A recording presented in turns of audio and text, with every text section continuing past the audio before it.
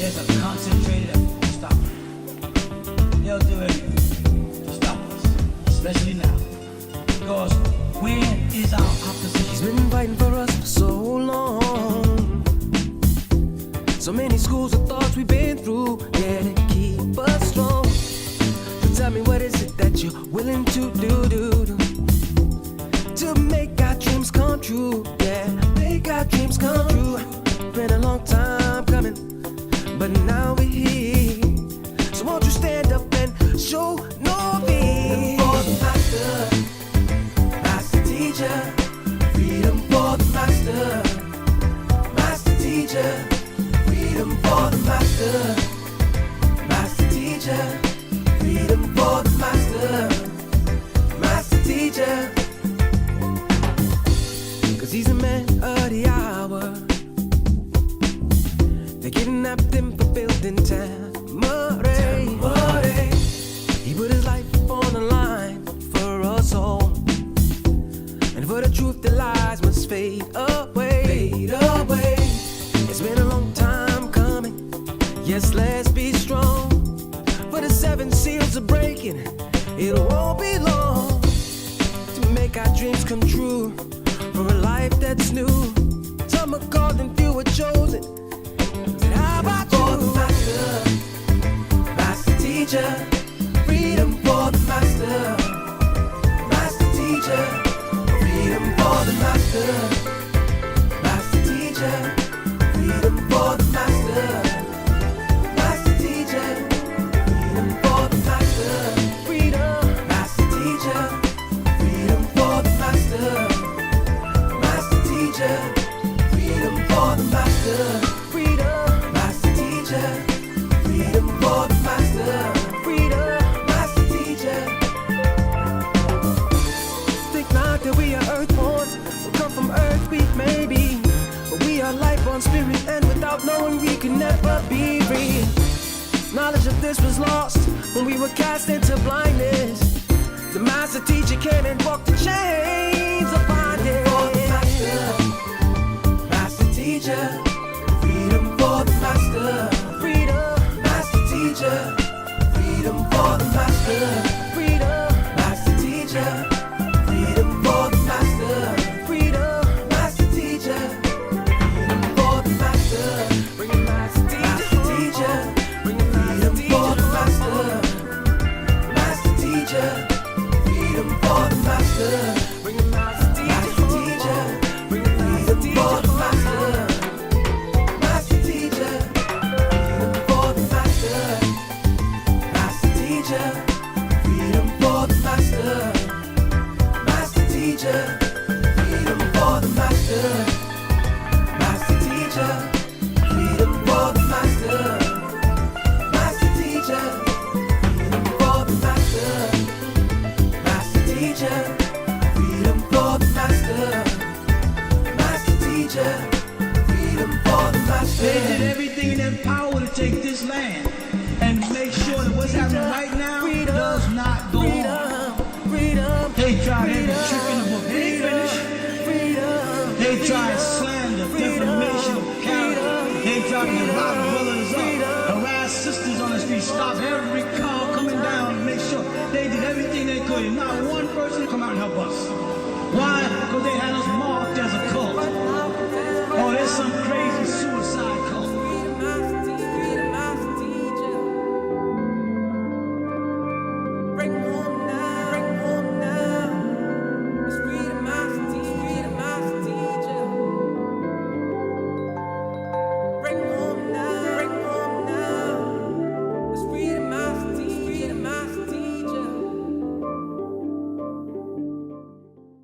There's a concentrated effort to stop it. They'll do anything to stop us, especially now. Because where is our opposition? He's been fighting for us for so long.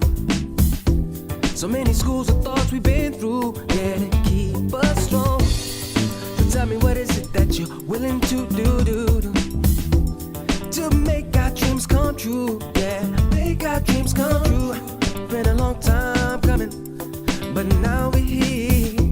So won't you stand up and show no fear? For the master,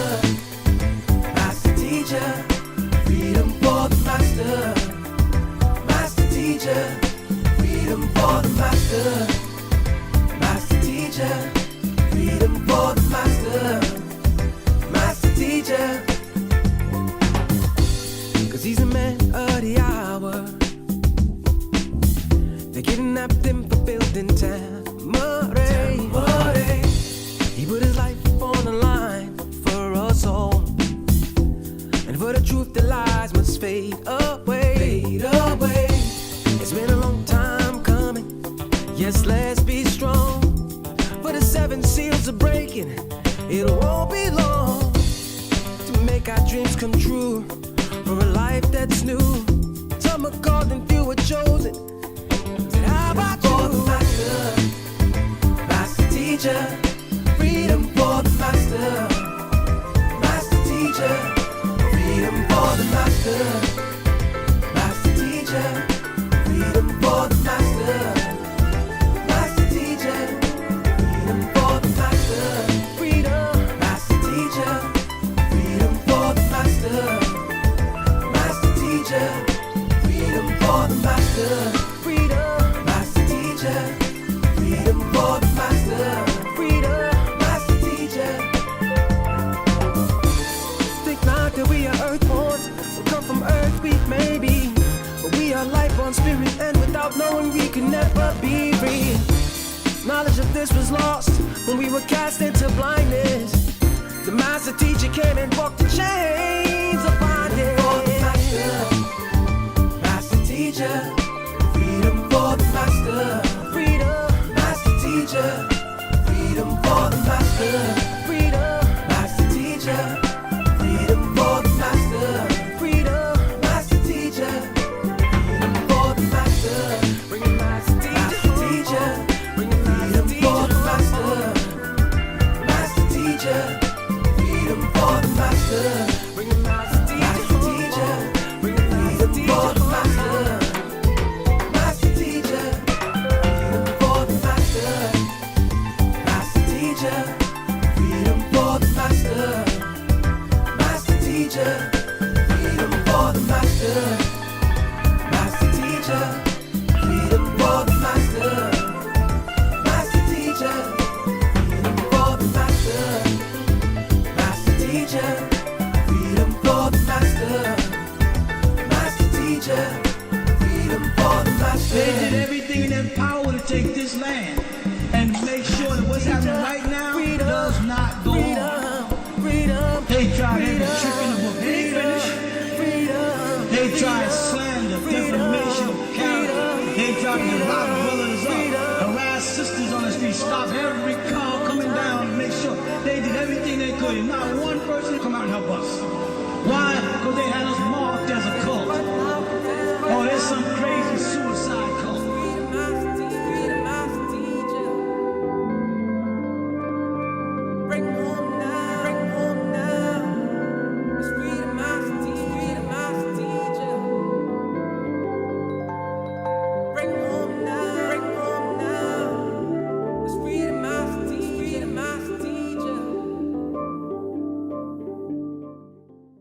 There's a concentrated effort to stop it.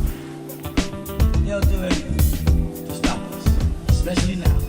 Because where is our opposition? He's been fighting for us for so long. So many schools of thoughts we've been through, yeah, to keep us strong. So tell me, what is it that you're willing to do to make our dreams come true? Yeah, make our dreams come true. Been a long time coming, but now we're here. So won't you stand up and show no fear? For the master, master teacher, freedom for the master. Master teacher, freedom for the master. Master teacher, freedom for the master. Master teacher, 'cause he's a man of the hour. They kidnapped him for building Tamare. He put his life on the line for us all, and for the truth the lies must fade away. It's been a long time coming. Yes, it won't be long to make our dreams come true. For a life that's new. Some are called and few are chosen. Said, how about you? For the master, master teacher.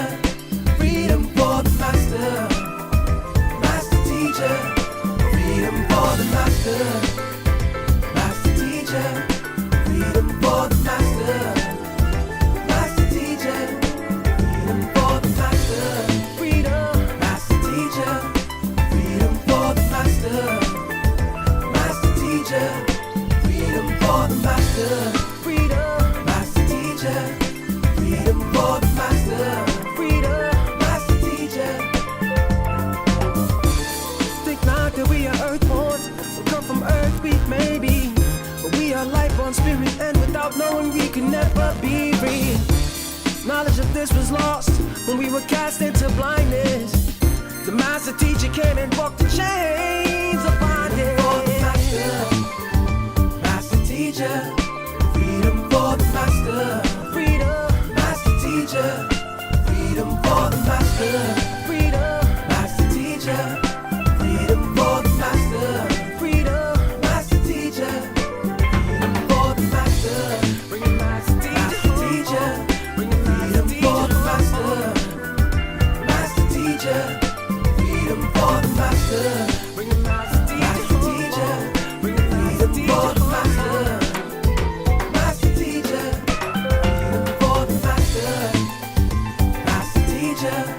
Freedom for the master, master teacher. Freedom for the master, master teacher. Freedom for the master, master teacher. Freedom for the master, master teacher. Freedom for the master, master teacher. Freedom for the master. They did everything in their power to take this land and make sure that what's happening right now does not go on. They tried every trick in the book. They ain't finished. They tried slander, defamation of character. They tried to rob brothers up, harass sisters on the street, stop every car coming down, make sure they did everything they could. And not one person come out and help us. Why? Because they had us marked as a cult. Oh, there's some crazy suicide cult.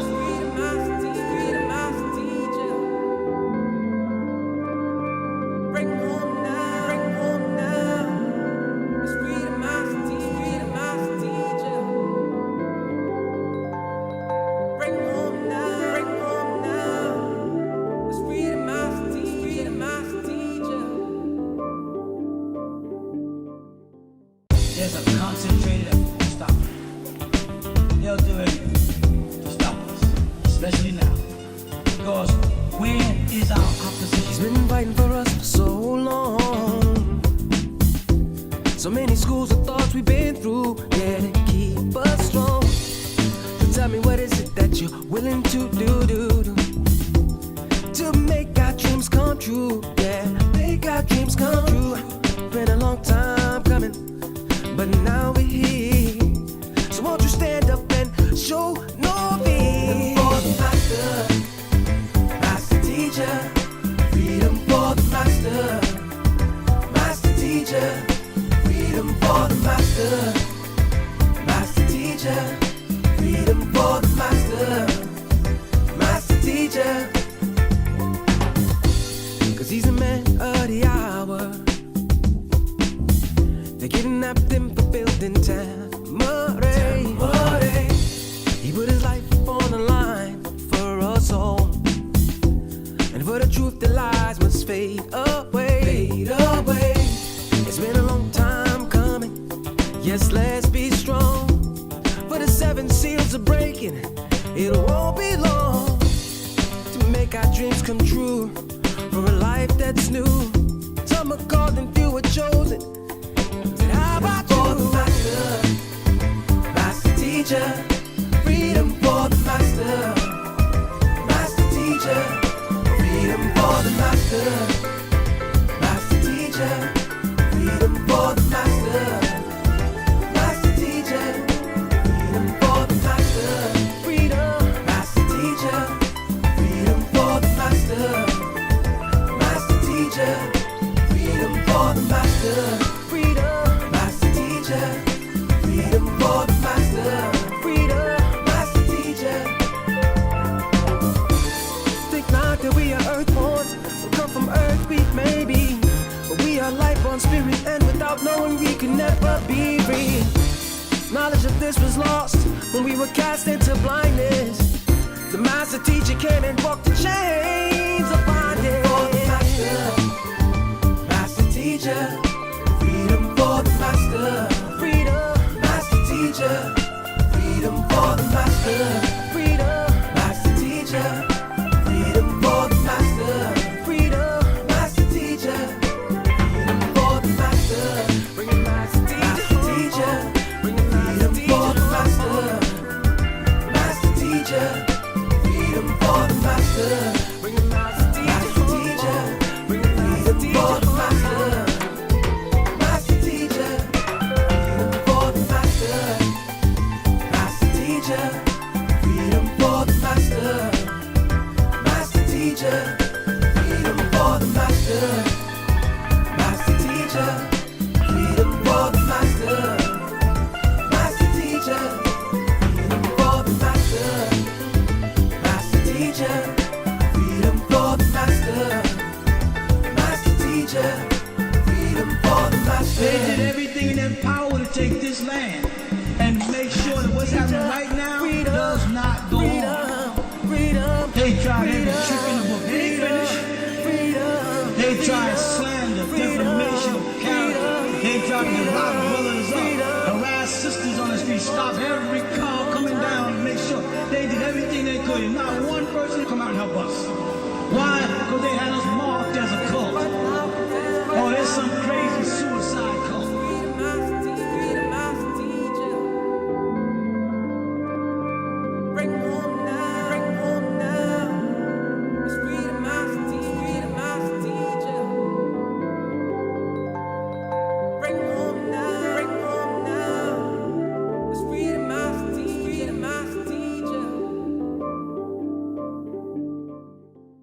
There's a concentrated effort to stop it. They'll do anything to stop us, especially now. Because where is our opposition? He's been fighting for us for so long. So many schools of thoughts we've been through, yeah, to keep us strong. So tell me, what is it that you're willing to do to make our dreams come true? Yeah, make our dreams come true. Been a long time coming, but now we're here. So won't you stand up and show no fear? For the master, master teacher. Freedom for the master, master teacher. Freedom for the master, master teacher. Freedom for the master, master teacher. 'Cause he's a man of the hour. They kidnapped him for building Tamare. He put his life on the line for us all. And for the truth, the lies must fade away. Fade away. It's been a long time coming. Yes, let's be strong. For the 7 seals are breaking. It won't be long to make our dreams come true. For a life that's new. Some are called and few are chosen. How about you? For the master, master teacher. Freedom for the master, master teacher. Freedom for the master, master teacher. Freedom for the master, master teacher. Freedom for the master, freedom, master teacher. Freedom for the master, master teacher. Freedom for the master. Freedom for the master, freedom, master teacher. Think not that we are earthborn, we come from earth, we may be, but we are life-born spirit, and without knowing we can never be free. Knowledge of this was lost when we were cast into blindness. The master teacher came and broke the chains of bondage. For the master, master teacher. Freedom for the master, freedom, master teacher. Freedom for the master.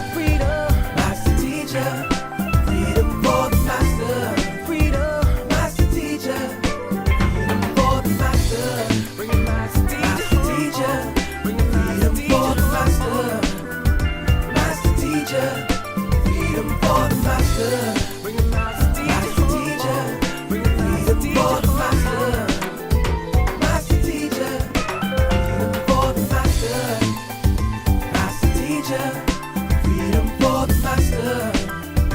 Master teacher, freedom for the master. Master teacher, freedom for the master.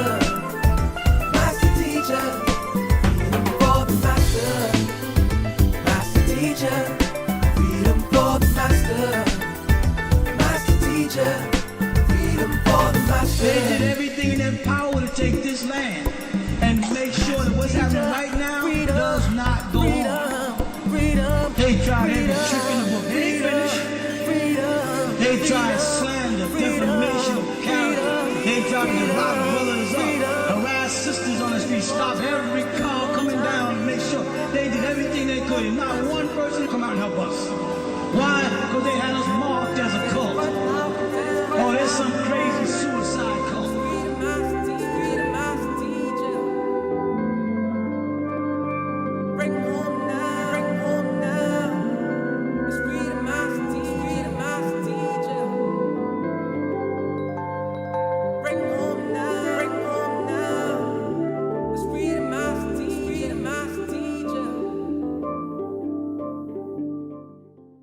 There's a concentrated effort to stop it. They'll do anything to stop us, especially now. Because where is our opposition? He's been fighting for us for so long. So many schools of thoughts we've been through, yeah, to keep us strong. So tell me, what is it that you're willing to do to make our dreams come true? Yeah, make our dreams come true. Been a long time coming, but now we're here.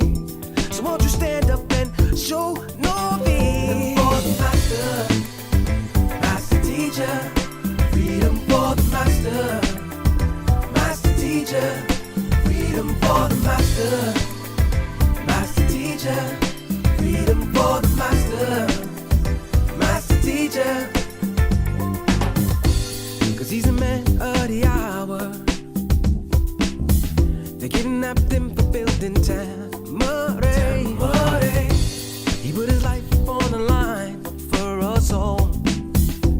And for the truth, the lies must fade away. Fade away. It's been a long time coming.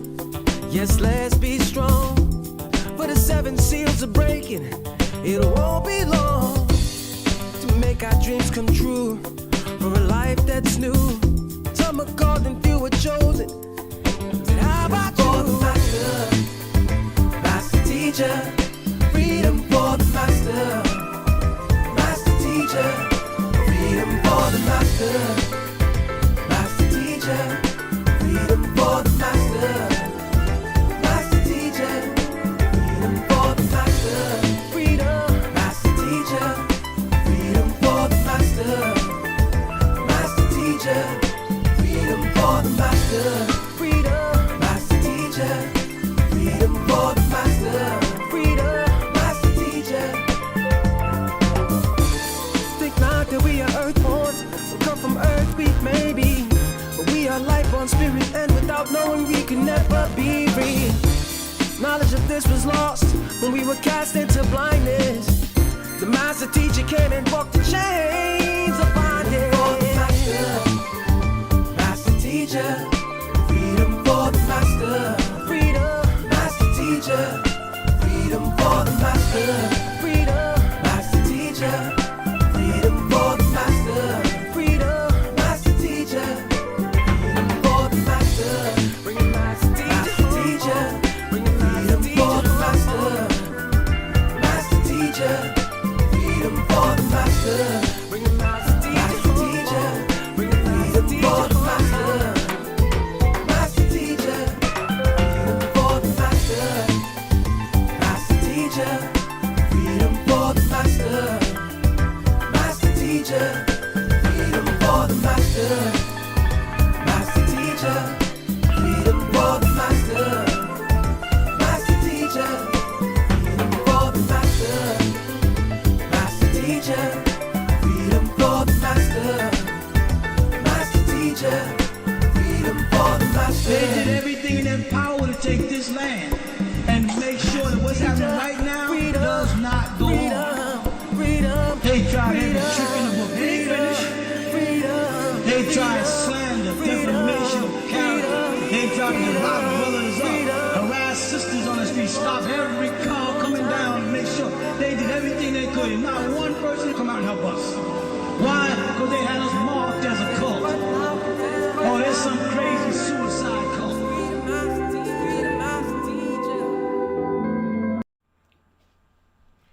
Rahubat Moisar. Greetings, family. Great to have you all on board once again this week for another Ask Us Anything on OSM Our Souls Matter. Brought to you by the only one and only master teacher, Parnabab Yanu, who we are students of.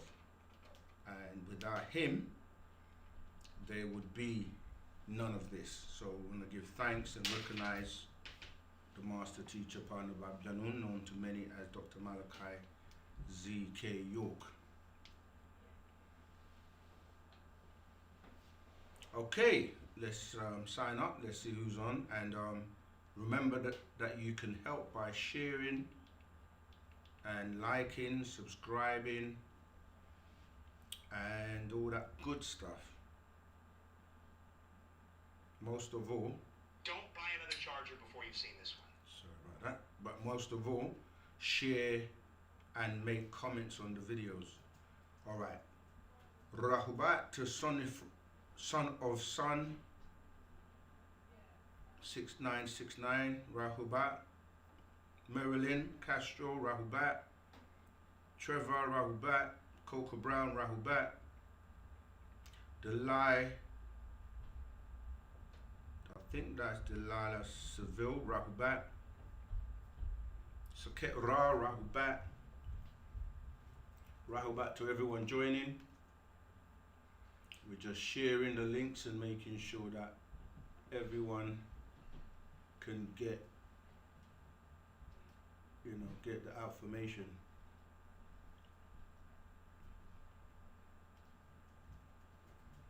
Okay, let's see. We're just waiting for more people to join, so feel free to send the links out.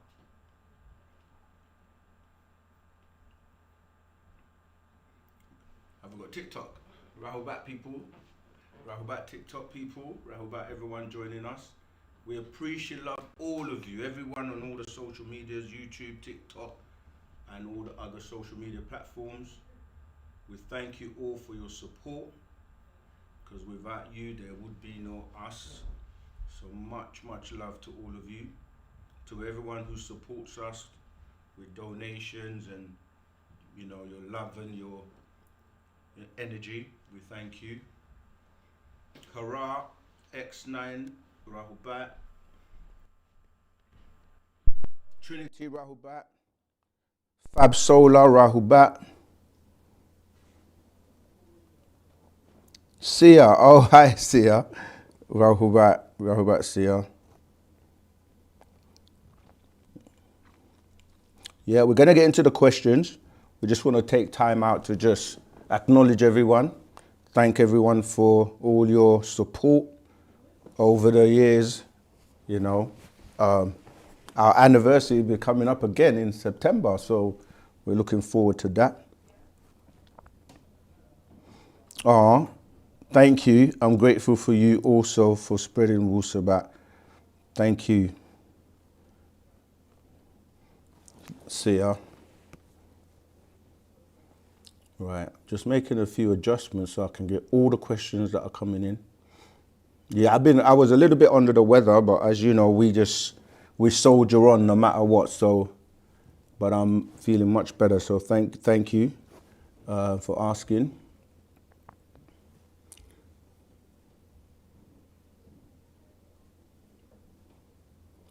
Okay. Yeah, let everyone know. Sananda, of course. Reyes Sananda, Rahubat. You're always here. Every week without fail. So thanks for your support. Okay. Who else we got? Remember, you can call in live if you want to ask questions live. Okay. Trevor Mbutuma, if I'm pronouncing it correctly. Rahubat.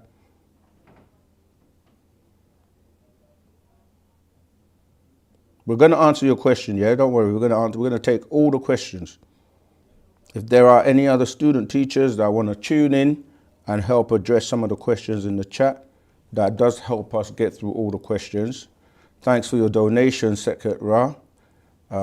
Yeah, all the teachers, much love to all of you. Ashok. You know, that's what we're saying. Like, we need more teachers. And at the end of the day, we need teachers worldwide, both male and female. All right. So thank you all those who are learning and studying and spreading that doctrine of Wu-Sabat. We can't have enough teachers. We still have some 8 billion people on the planet to reach, so we can't have enough teachers. Everyone is a teacher. Each one teach one, you know. So a very important comment the master teacher made years ago. He said that our worst is better than their best. And that was very profound to me when I first heard that back then, because, and it's true, literally, like, if you're stuck in a religious mindset or in a belief mindset, and then say one of our, you know, students reads one book, and in that one book it's addressing things that, you know, those that are stuck on that religious belief mindset can't answer, then yeah, you can literally with one book, you know, be able to hold your own with just common sense, to be honest. Because anything that is truth will hold its own, it will make sense, because the truth shall make you free. Okay, right, let's start looking at some of the questions. I've seen the first question. I'm going to address that one. And before I tell you what the question is, I'll see if I can find a reference.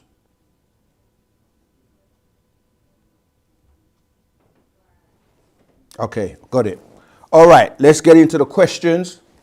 The first one is from Anomaly Research Labs.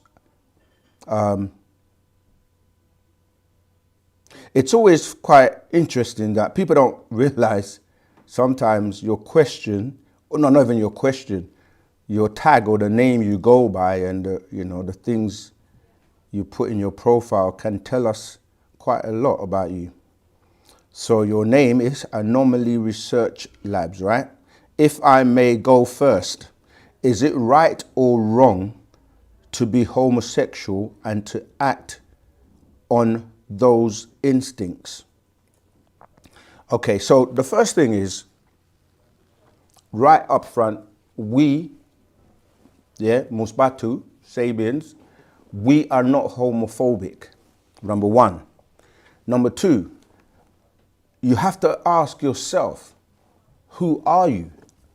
Because are you a Nuwapian? Are you a Sabian? Are you a Nuwabian? Like, because in our culture, we have ways, just like if you said I was a Muslim or a Christian or a Jew or whatever you belong to, like atheist, whatever, you will have what that organization, system, whatever, subscribes to, right?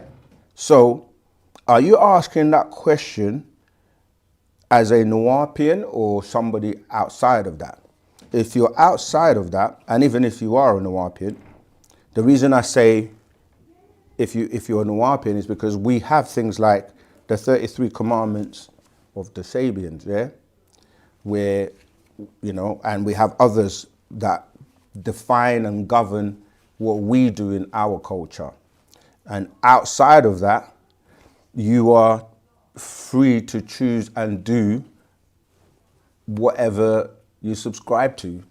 And it's not of our business what you do with your self in terms of sexuality.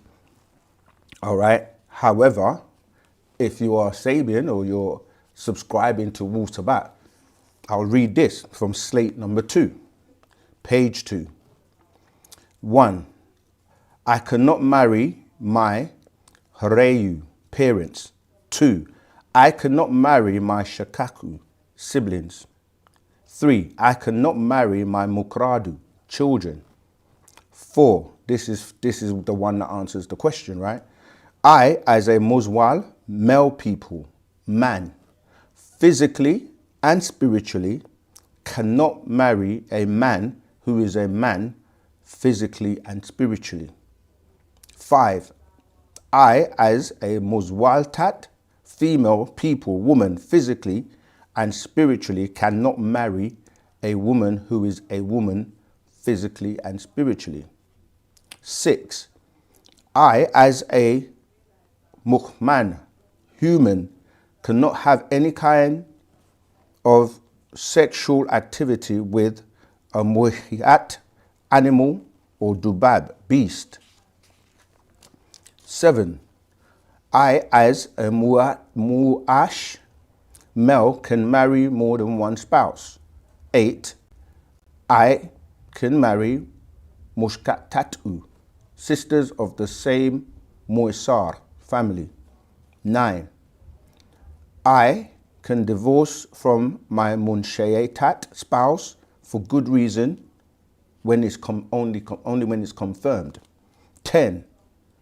I can marry a Munshayatat spouse older or younger than myself within physical reason according to the Fatir al-Fatar-u, natural nature's rules.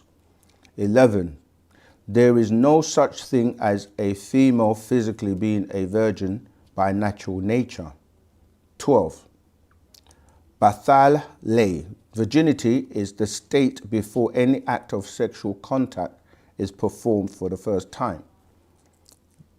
13. I will not rape or force anyone to have any kind of sexual contact. 14. I will not fornicate or commit adultery. I will not abort a Mukradu child intentionally. 16. I do not have boyfriends. 17. I do not have girlfriends. 18. I don't go on blind dates. 19. I can remarry once divorced. 20. I don't blame my mate for my lack of self-upkeep. 21. In a marriage, Salal race does not matter as long as the partner accepts our Hadab culture. 22. A Muswaltat, female people woman, is entitled to a proper wedding for her wishes. 23. Women are Vanastasu, feminine, and men are Rujul, masculine, in all ways, starting with outer and underdress and appearance. 24. Tanshu. Marriage is a lifetime covenant, not a temporary contract. 25. Remember what you use to attract him or her, don't lose it. 26. Moswal, male people, man, have to look good as well as not just Moswal tat, female people, woman. Take care of your khatat, body. 27. Morojal'u, men, masculines, have to help raise the mukradu, children. 28. Don't have more than one munshayatat, wife, without seeking the approval of your first munshayatat, wife. 29. Don't have more munshaytatu, wives, than you can afford to support. 30. Men and women are equal in the muklun, home. Do your part, men. 31. Muzwaltatu, women, are not slave workers for men. 32. Talk to know each other's inside sha'ur at feelings before nashe marriage. 33. Janas, sex is not marar, love. Truth is truth. Okay, so that deals with that point, number 4 being the main one. And over the times, the Master has given us many jewels to govern and guide us. So we also have the Patarak called the sexual commandments, if I can find it, yeah, that goes into detail, and so does the Nuwapian man, specifically because you're a man by the sound of your question. But there's another Patarak I'm gonna look for, see if there's a bit more I can give you. This, no, that's not it. So whilst I'm looking for it, so some other guidelines were we stay out of people's bedrooms, right? It's not our business what people do or choose to do in their bedrooms. We are not homophobic. We do not gay bash and all that stuff. Everyone, also there is the doctrine of beings that don't know their sexuality, or they don't know about, you know, having a physical male body and having a spiritual, a soul, your spirit being a female, and vice versa, where you could be a physical female but have a male spirit. And sometimes this causes confusion in people because they feel like a woman on the inside if they have a female spirit, or they feel like a man on the inside if they have a male spirit, and yet they are and they are female. But you get it. So I'm trying to find the part. Tarak, give me one more second to go through these ones. Yeah, here you go. Right, so this one is called wu-nuwapu, commandments on sexual violations, which touches on, you know, how we interact with the opposite sex, and what we do, and what's acceptable and what is not. Okay, let me read a little bit from page 1. I'll read from verse 7. You are a deity in jasad, flesh. 8. You will be a deity once this flesh is dematerialized. 9. You are a girl becoming a asha, female, at your first ovulation. A boy becoming a ayash, male, at his first erection. A female becomes a woman at her first orgasm. A male becomes a man at his first ejaculation. A woman becomes a mother with her first child. A man becomes a father with his first child. The female is the divine seed of our race, as she holds the mitochondrial DNA. 12. These are your commandments to avoid the evil ones who seek to take your very soul. 13. And lead you into wickedness. 14. For these things are wicked and must be opposed. Fornication, adultery, and seduction, that which degrades motherhood. 16. Lies, disloyalty, and deceit, for they serve the divine. They sever the divinity. 17. Unclean ways and lewd behavior and speech, for they corrupt the ka'ah, spirit, and lead along the path of unwholesomeness. 18. Unclean and unhealthy intakes, for they cause the body disease, sickness, and illness of all kinds, which weakens the akal mind and distracts the soul. 19. By these commandments shall all wu-nuwapians live. 20. The worst of them is violated when the lunar is full, having an effect on the human tabi'al taba, natural nature. And the worst of them is also violated when the lunar is hiding, an effect on the human blood-lusting nocturnal habits called a vampire. All right. So again, that just touches. Let me carry on for a little bit more because there's a bit I want to touch on as well. 21. The children of the evil, wu-nuwapu, evil ones, devils, demons, ghouls, witches, and warlocks. Have we got a call? Oh, let me just finish this one. Warlocks, sorcerers, wizards of Druidism, Wiccanism, and Satanism. 22. They do their evils by day and night. 23. To seek your very ba'ah, soul, to feed 6 etheric forces from beyond this world. Some came down, others come up. 24. These evil wicked forces speak to your taf'at emotions. 25. Appealing to lower desires. 26. Attracting to your lust and greed. 27. Lust is not janus, sex, as sex is not being lustful. 28. There is to be 24 elders over Tahar, earth, Remus, Mirat.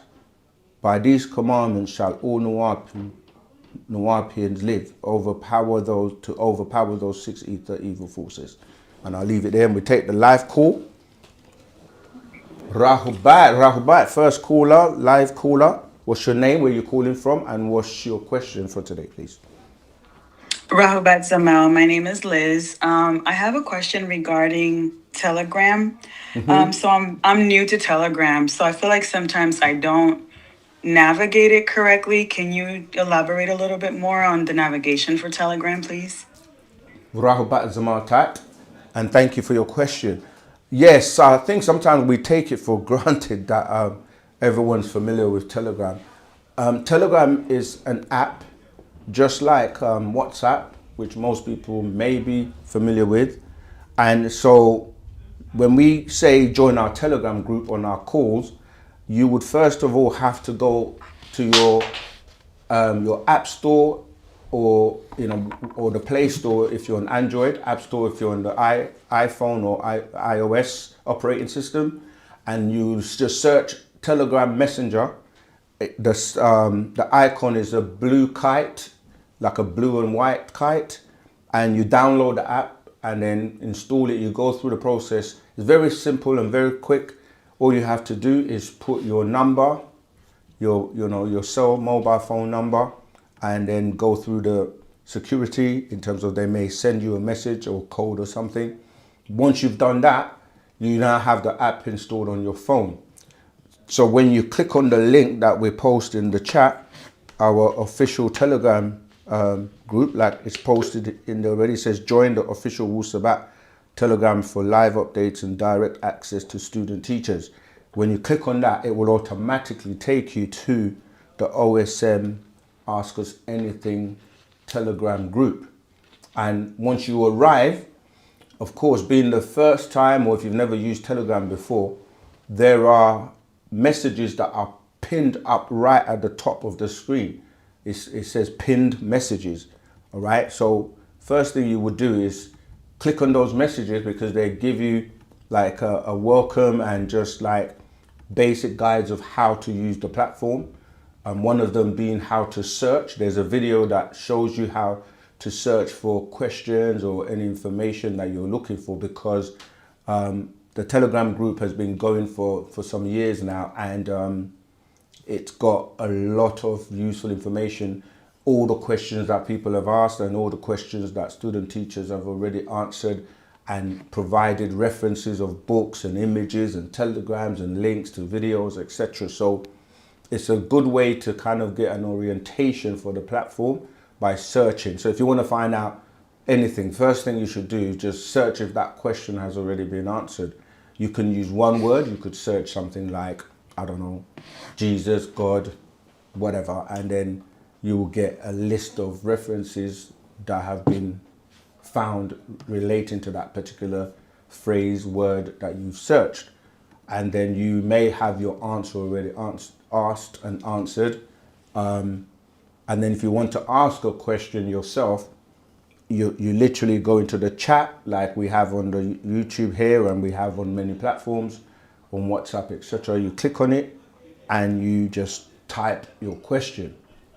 If you want to address your question to somebody in particular, you can just find their name in the Telegram by clicking at the top the name of the group, and you will see a list of all the people in the group, and you can just find somebody. And sometimes people have their security on because of privacy, so you may not be able to contact them directly, but people also look at who's chatting in the group, and sometimes, you know, they get your name or your handle from there and may try and send you messages.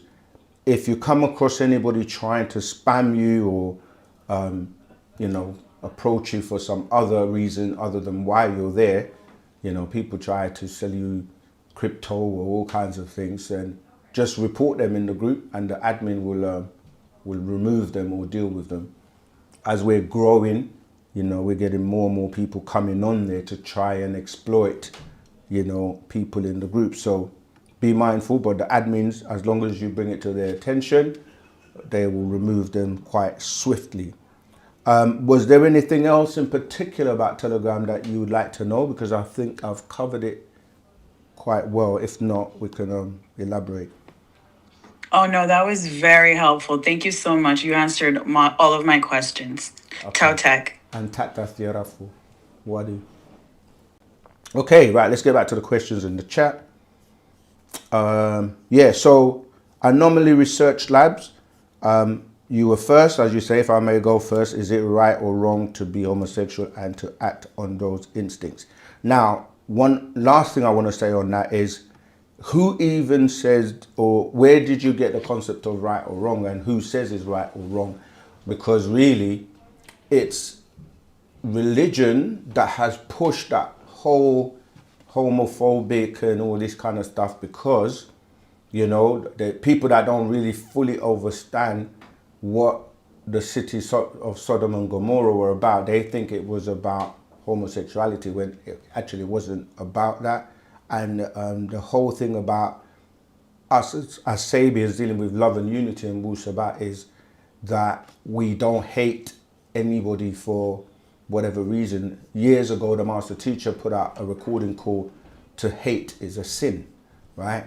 Meaning, like, you know, every living sentient being on the planet has, you know, their reason for being here and their purpose, and it's really not for us to be judging or being judgmental to other people's. The thing is, I say sexual preference. I remember we did that video that went viral with the priest that was gay, and he came on our platform and we were asking questions. If we can find it, we'll put the reference in the chat. But you know, I said sexual preference and he said no, sexual orientation. See, words, you can play with words, because orientation means what? You orient, or you search, or your preference, or you lean to that direction. So I know he was really coming from a place of it being, I suppose he was trying to say it could be genetically, or almost like you don't have control over it, or it's not a choice. But everything we do, apart from involuntary actions, are really choices. All right, but let's take the next call. Rahubat, greeting caller. What's your name, where you calling from, and what's your question for today? My name is Kerith Muir from Jamaica. Greetings, Rahubat. How are you doing today? I'm doing well. Go ahead. Okay, so I have a few questions. My first one is, okay, so we've covered this question already, but I want to know, like, so as a 9 ether being, if I have sexual relations with a 7 ether or 6 ether woman, I would lose some of my chakras or energy. So if I leave that partner and I spend a lot of time in the sun recharging my nervous system, will those 2 extra chakras that I lost come back? Okay, so the thing about the dropping and raising, you can regain, but it's not just based on you lying in the sun, because the whole point of the mixing is exchange of bodily fluids, right? And when you think about it, if you think about a ladder, right? A ladder that has 9 steps and you are 9. If you come down to the steps below 9, you're going to go to 8, 7, 6, 5, 4, 3, 2, 1 to get to the bottom. So it's like, it's common sense. Sorry, excuse me. Common sense that if you drop down, then the person or the people below you are going to be able to reach you. So if somebody was on 5 or 6 and you were on 9, they can't reach you because you're too far ahead, right? So you have to come down to their level. So when you're exchanging bodily fluids with people that are on lower ethers than you, then they're gaining and you are losing. It's the same way that if you are going up and you're pulling them along with you, they're going to come up. So there are rituals, and like if you read the scrolls, like the Lotus of Life, on the Sacred Feminine, the Gospel of Yanun, that will give you information in regard to exactly what takes place in terms of the mixing. And we have the mixing. We have other scrolls as well that go into that. 30 spirits, soul, spirit, part of that.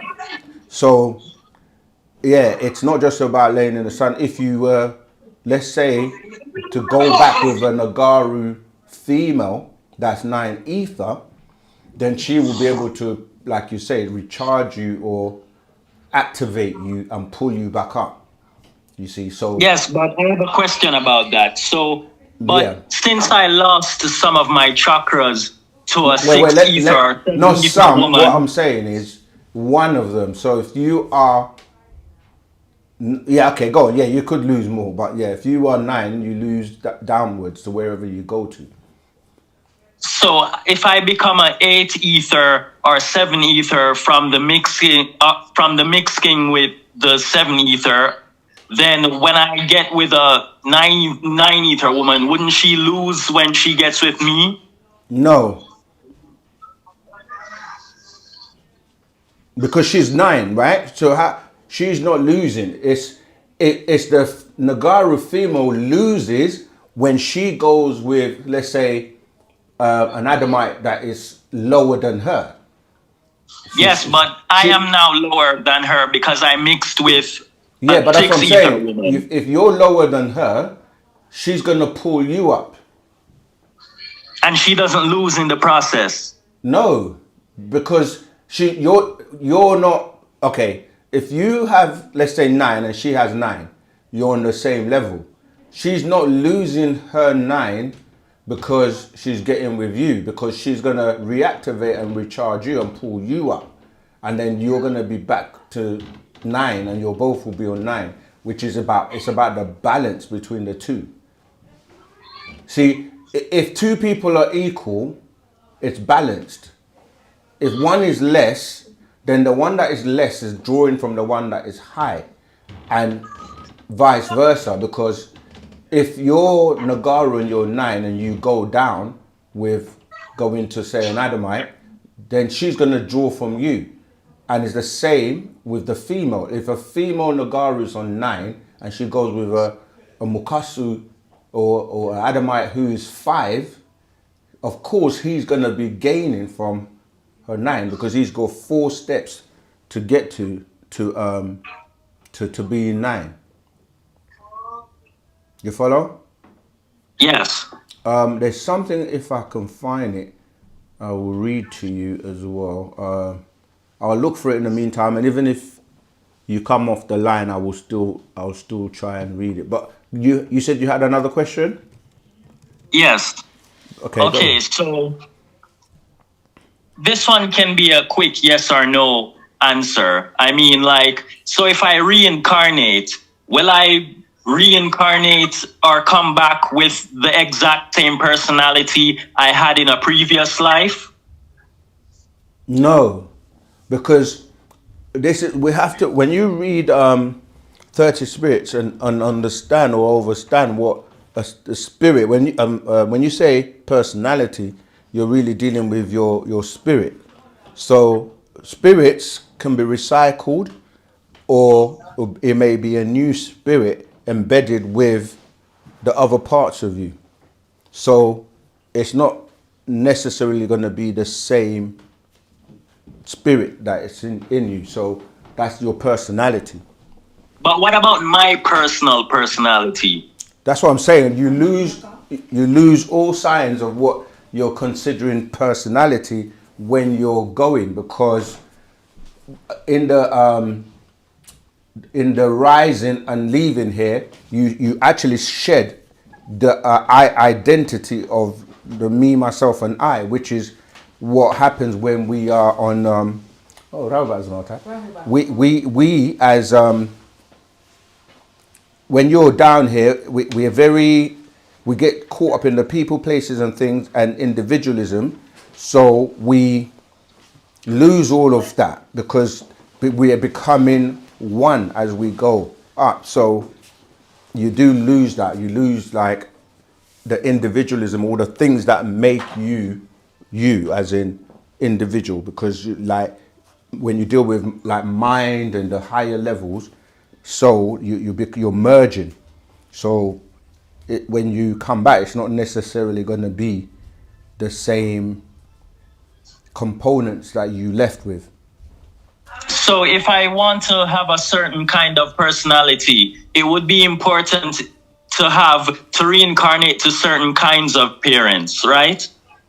It makes sense, yes, because you choose based on why you're coming here and what you're coming here to do this time, because you have many opportunities, right, to basically master this realm, and the only reason you're coming back is if you haven't mastered the things you were supposed to do when you were here. So when you're coming back, let's say, okay, let me give you an example. Let's say you did everything, but you didn't show divine love, or you weren't somebody that was very giving. Yeah. When you come back, you may end up like, let's say, a beggar or someone that needs to learn that lesson of giving. You understand? So let's say you were walking past people all the time that were beggars, but you had money, you had things to give, but you didn't show no ashuk, you didn't show no empathy, and you didn't give. Now you will come back to live and maybe experience that, to see how it feels. So you may have been rich in the life previously, and even though with all the riches and all the wealth that you had, you didn't give. So when you come back this time, that's a lesson you need to learn. So you may be put in a destitute situation where you're penniless and you may be a beggar on the street, to experience how it felt when you were walking past somebody like in that misfortune and you didn't help, you didn't give, even though you had all that wealth. So this time round, you may come and be, as a part of a family where you're broke and you don't have anything. Whereas when the previous life, you may have been, living rich and have all the wealth, but you didn't help. The book Your Potential by the Master Teacher Partner Bab Yanun, Dr. Malachi Z. York is a good reference to read, because he explains that many people who are born into wealth, they don't know what their potential is, because they've never tried to do anything, because everything is given to them on a plate, you know. So they don't even, they can end up, I don't know if I could say die, yeah, I guess I could say that word. They can die without ever reaching their potential, because they've never had to do anything, you know. They can die of boredom, you know. So it just shows you that, you know, when you have wealth, or when you're in a fortunate position, it's for you to share and do good with it for others, and not to be mean and selfish and just think like, you know, what about the rest of the people? But I wanted to just read a little bit from 30 Spirits so that you can get a bit of an understanding. So in this scroll, the Master says from verse 2 to deal with incarnation, he says, I have incarnated before you amongst you to renew our story after 24,000 years and 6,000 years of the spell of sleep, of ignorance. Okay? It has become your time again to return to your true and holy nature as Natharu, to break Parakai, the spell, and be born again. Yeah? You, the mothers and fathers, the root Salau race of all others, Nagaru, Negroid, the civilizers of all others, and in fact the gods of earth must be raised from the Tamwath, which is death, right? Mental death, as a mummy is raised to everlasting life. You must remember what and who you are. What and who you are to all others, right? You must bind the 30 spirits that seek to control you. The very voices of your own Salafu ancestors, who lived in the image of the beast, and at Tamwath, death, have been trapped in his hell.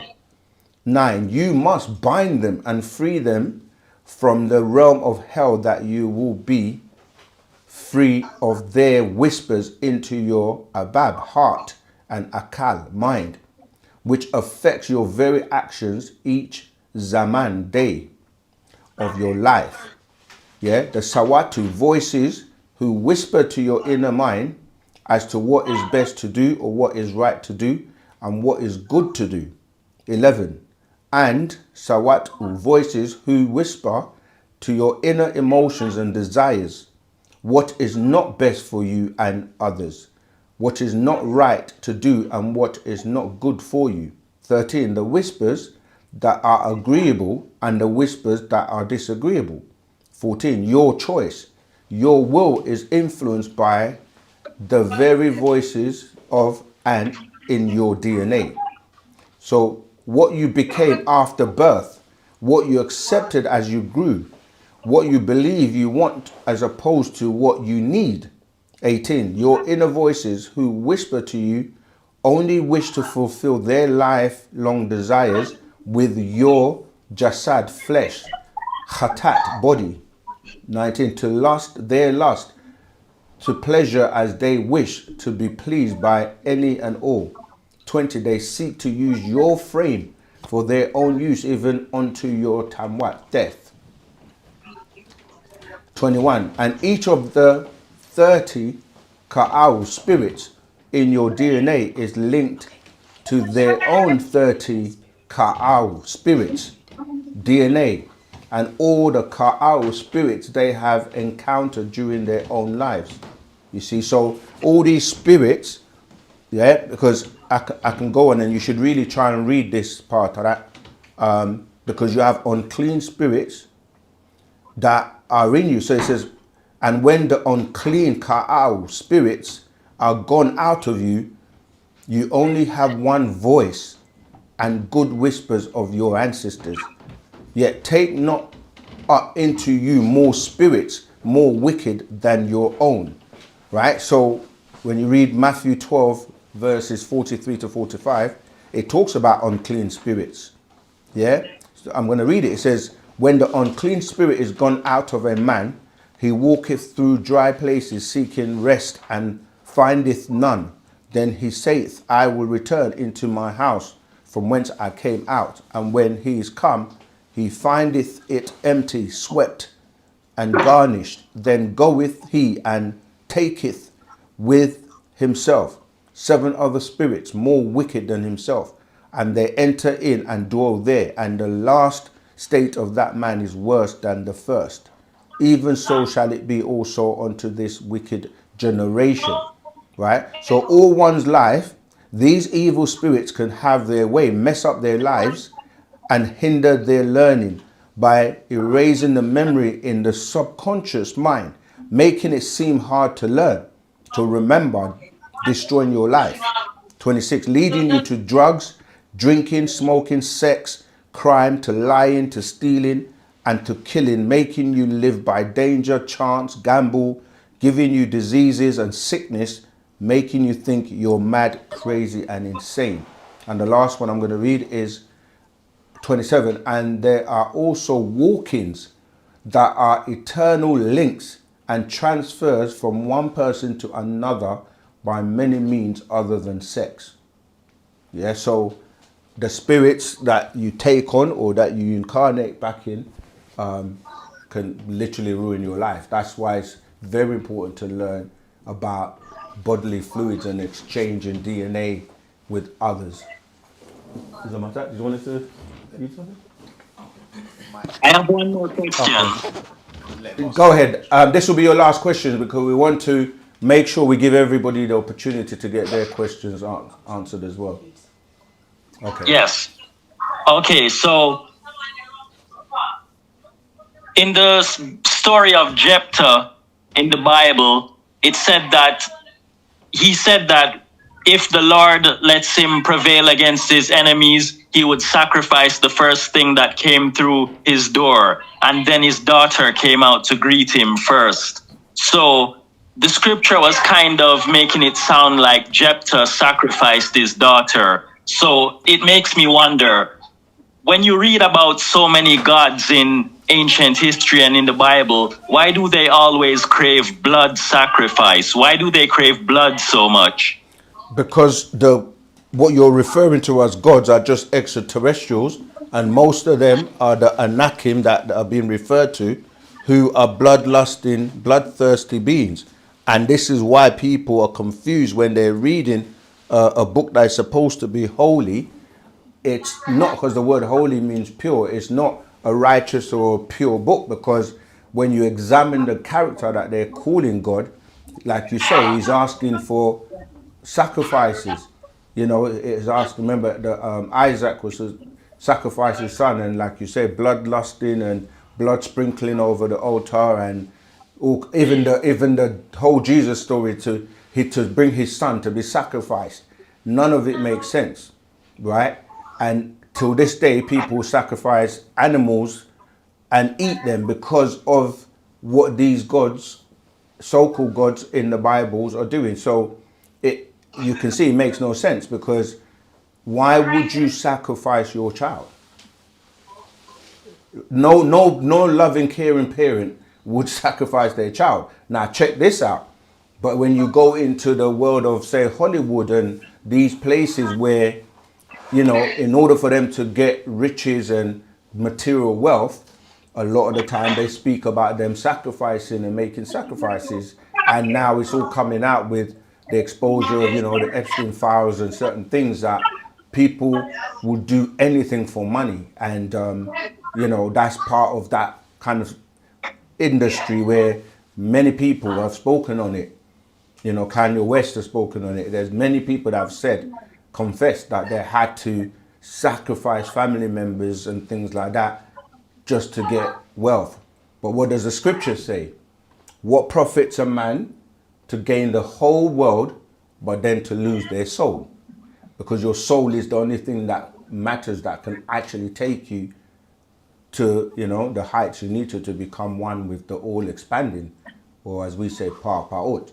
So your soul is very important. People sell their soul for rice, sell their soul for, material wealth. But then when it comes to that moment when they're transitioning or crossing over, all of a sudden everyone wants to, repent and be forgiven. But you've been set up because the work is something you do every day.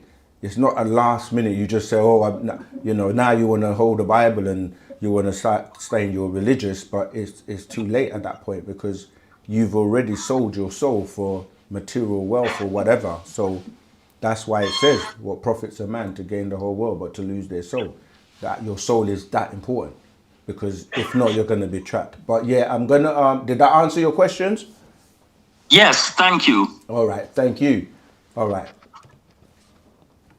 Okay, let me look at the chat to see what other questions we have before our Zamaltat does a reading. It's our path on pause. Sacred ways returning. Your question is not making sense to me. It's our path on pause. Please elaborate, and then I can answer that for you. Okay. Who know who I bees? Rahubat, Rahubat, Rahubat. Noah, Rahubat. Okay. I'm looking. Let me know when you're Huawei. Right, you ready? Tour. I was going to, Rahubat Moisa. I was going to do a reading from the Patriarch Racial Deception, but just on what we were speaking about with the Parzamal, I've decided to do a short reading from the spiritual you after the physical you dies, which is the Master's Secrets. And I think we'll answer some of the questions again that we just discussed. So I'm going to start from verse 1. The spiritual you after the physical you dies, the Master's Secrets, verse 1. My beloved children of wu-nuwapu, wu-nuwapians, you ask me concerning your spirit after physical death. Does it have survival? Yet you can repeat lives from 24 cycles to 24,000 cycles. The spirit, it is the personality you. 2. And as for your soul, it is the emotional you, linked to the etheric you. It's your spirit that feeds your body from the mental reservoir into your physical mind.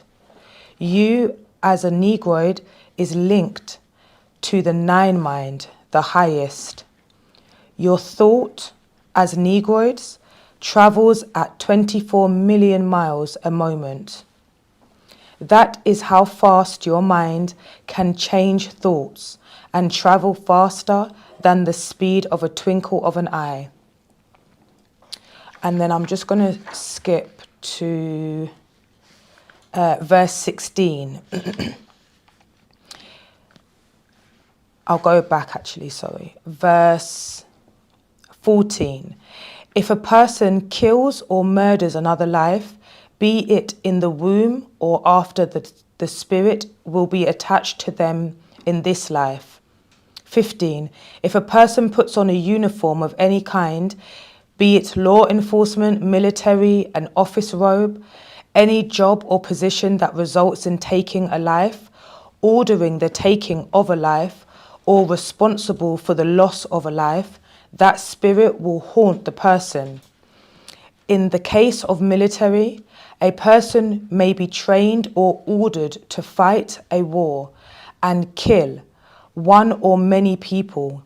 He or she has been trained to see as enemies, yet each are persons with a body and a spirit.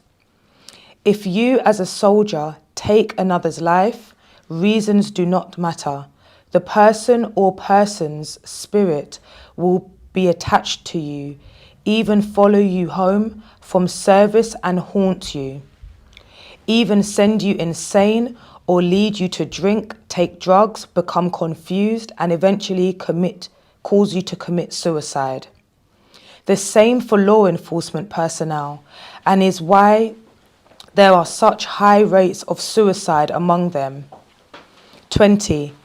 If a couple abort a healthy child for whatever reason, they create that child's spirit lives on around them, or can come into another child that they have later on, or just stay around until they pass over from this physical life with no anger or judgment. Yet both parents will have to live another life and will experience the very same as the child's spirit, a life of rejection. Wow. Powerful, very powerful. Tua. You still going on or you done? No, I think that's... Towel yeah. hat for that. I That's felt really, like that was relevant to... it actually was very relevant Tua. and it tied in very nicely. This is what we're saying in terms of your question. I feel like I'm getting dizzy looking at you. Yeah, asking that question about spirits and reincarnation. Ashok. Yeah, Ashok Zamata. All right. Okay, so let's continue with the questions. There is something I'm looking for, if I can find it, that also ties into that. And if I do find it, we can use that to, again, like we say, put the pieces together. Right, Rahubat, everyone who's just joined us. And yeah, people from all over the world, South Africa in the house. Yeah, freedom for the master teacher, Liz. And yeah, I like what you're saying, Liz. Absolutely freedom for the master teacher. And, you know, we give you a shook for, you know, saying that it's good that you have a space.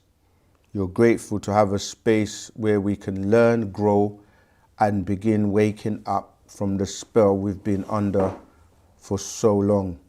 Ashok. Trinity Rahubat, watching from South Africa as well. Okay, we have another caller, live caller, Rahubat. As we say, greetings. What's your name? Where you calling from? And what's your question, please? Rahubat, caller, you there? Oh yes, Rahubat. I'm sorry, Sakin. This is Rita. I'm outside and I didn't hear you. I did want to say, wow, Zamaltat, thank you for that. Was amazing. I don't have that book yet, but it brought a lot of questions to my mind. I wanted to ask if we. Sorry, which book? If Because you mean the one that the 30 spirits? Yes, the one the 30 Zamaltat. spirits. Yes, Zamaltat, the 30 spirits. Okay, come on, go ahead. So I wanted to know if we look at our lives now and the experiences that we find ourselves in, like the family we were born into and all of that, is that a result of our past lives? It's a result, yeah, it's a result of your current life. This is why we always emphasize the time is now. Now is all that exists. Is what you're doing now that will change your destiny. And so it's this is why once you're alive, every time you wake up in the morning, you should definitely give gratitude, because you still have a chance. You've got another day to, like, you know, do better, change your mindset, change your life, change your diet, change anything about you, because you're still here and still alive to do so. So your very last thought that you have before you transition is so powerful, because it just it propels you to wherever you go. So if at that very moment you're thinking envy, jealousy, greed, all that stuff, it just remains as a stamp. Whereas if you're there thinking, oh, you know, I really would like the master teacher to be free, or I could do more to help people, you know, the positive thoughts that you have at that very moment will be the one that really helps to take you to where you need to go. Yes, and so yes, I understand that. And I was also wondering then, so if you lived, and I understand the concept of now, everything is now, but you know, before we come back to this earth, for instance, if you were deceiving people, or if you molested someone or murdered someone, when you come back into this existence, does that mean it's like an eye for an eye?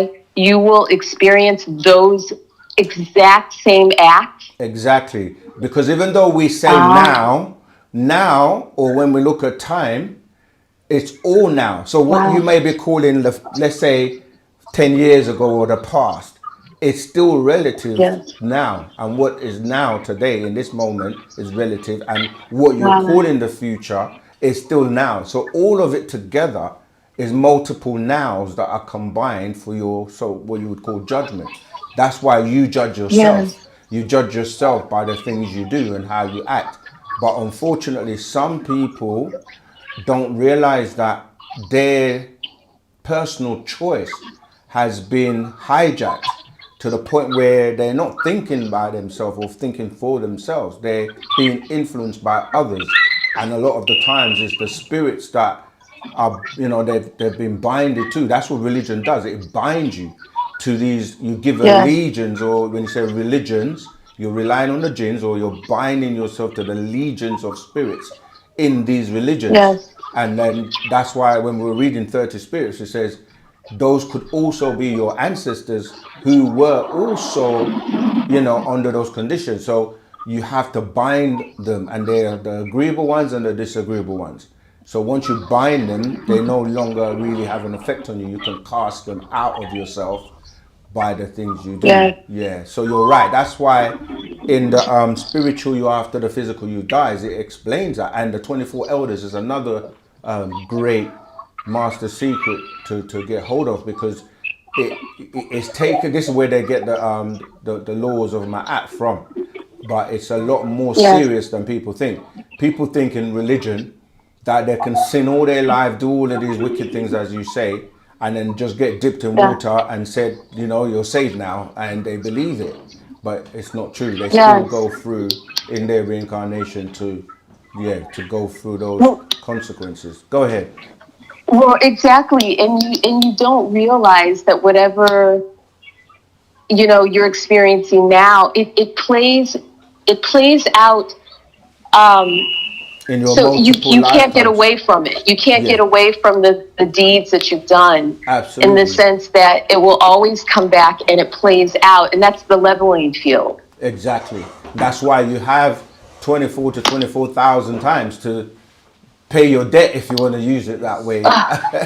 And people say, why do I have to keep coming back? You don't. There are people that are so pure in their life that they may be their last time, and when they transition, they just go straight up. They don't have to reincarnate anymore.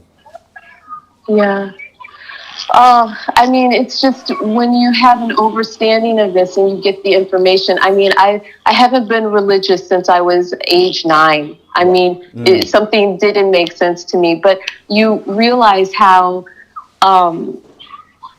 you know, the impact you make with every action that you have. And so, I'm going to get 30 Spirits today. That's just another book that I have to get, or scroll. Absolutely. But thank you so much. This is just, it's profound, and it really demystifies all of these things that religion has done.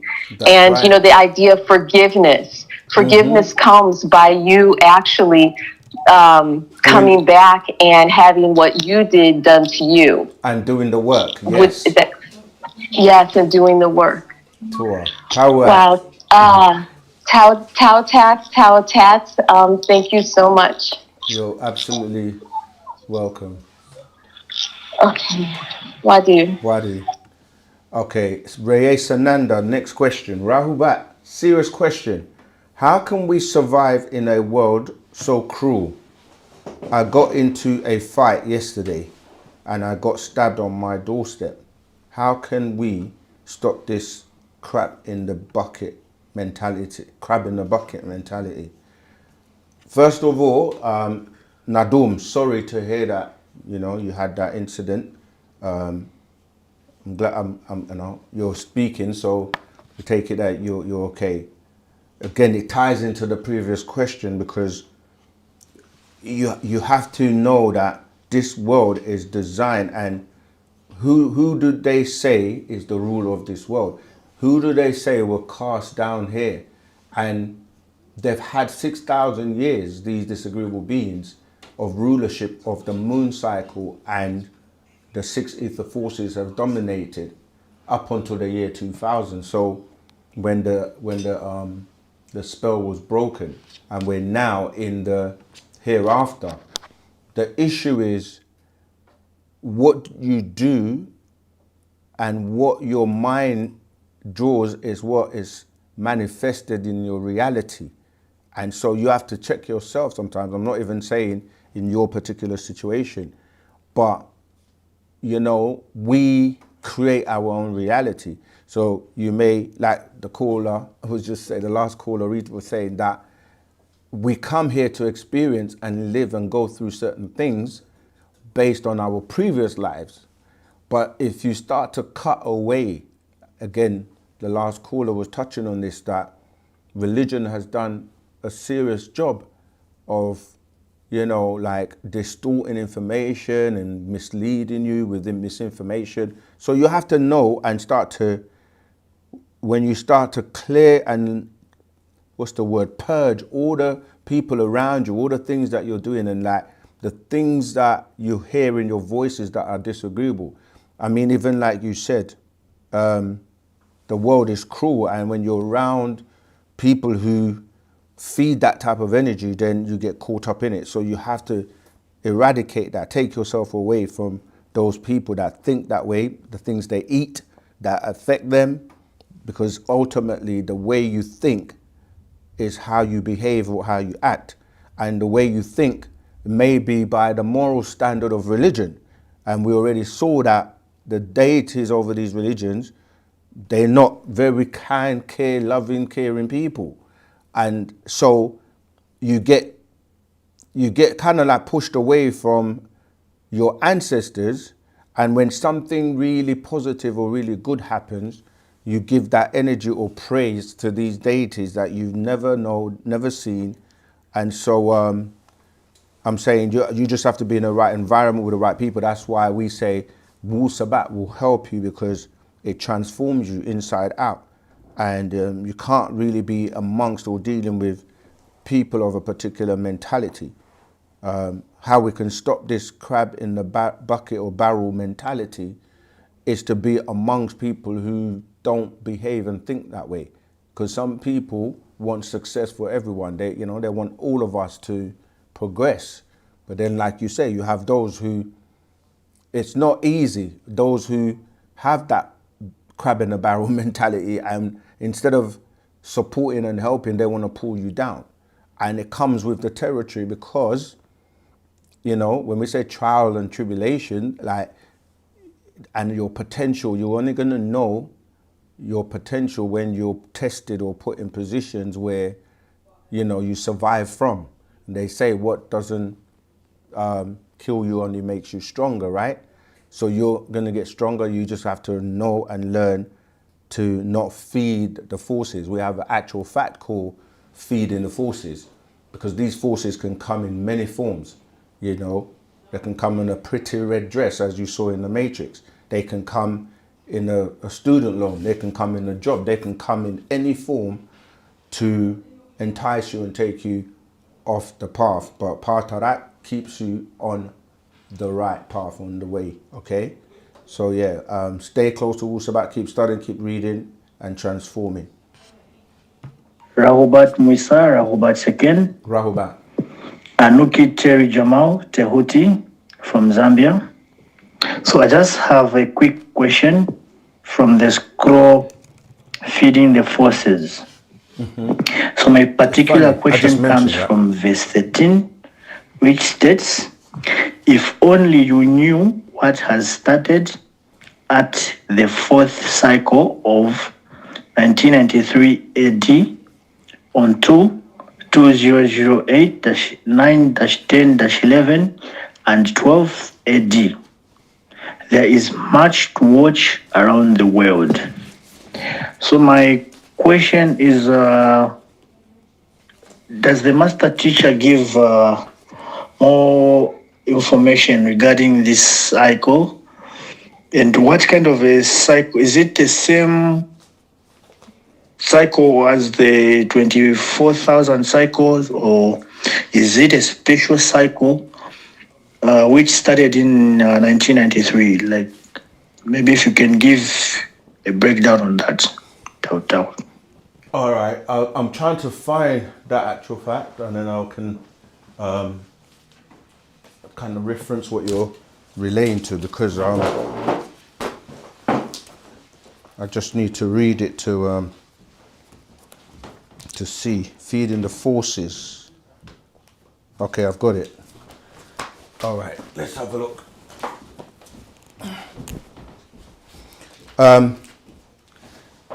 Can you? I want. Do you remember where he was reading from? Let's just play it one more time. Thanks for your voice. Question comes from verse 13.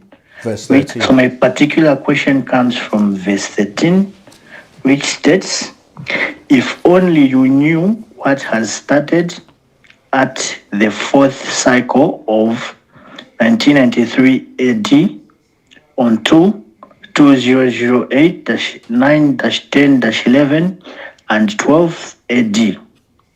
There is much to watch around the world." So my question is, does the master teacher give more information regarding this cycle? And what kind of a cycle? Is it the same cycle as the 24,000 cycles, or is it a special cycle which started in 1993? Like, maybe if you can give a breakdown on that. Okay, Tua, I've got it now, so let me read it. I'm just going to go back one verse, because it says on the 21st of December 2012 AD, at dawn, the Patanun earth lines up with Re, and the black womb, or the galactic center, the black hole, the fifth element, Nut. 13, this is where you started from. If only you knew what has started at the fourth cycle of 1993 AD on to 2008. Again, it's American format, so I'm trying to read it. So it'll be the 10th of September, 11th and 12th AD. There is much to watch around the world. And Amunub Reapata is breath from us, our ark, to open the way. Why then did you all have him to the hands of the wicked ones? Did you not sniff his fragrance of our soul, yet elected to smell the putrefied odor of dead flesh? 18. Did you not hear our voices come by way of him? 19. Yet elected to listen to this howling of the beast man. You gave him over as you did 2,000 years ago with the Amen, Pa Amun, Har Amun, called Yahshua. You are lost.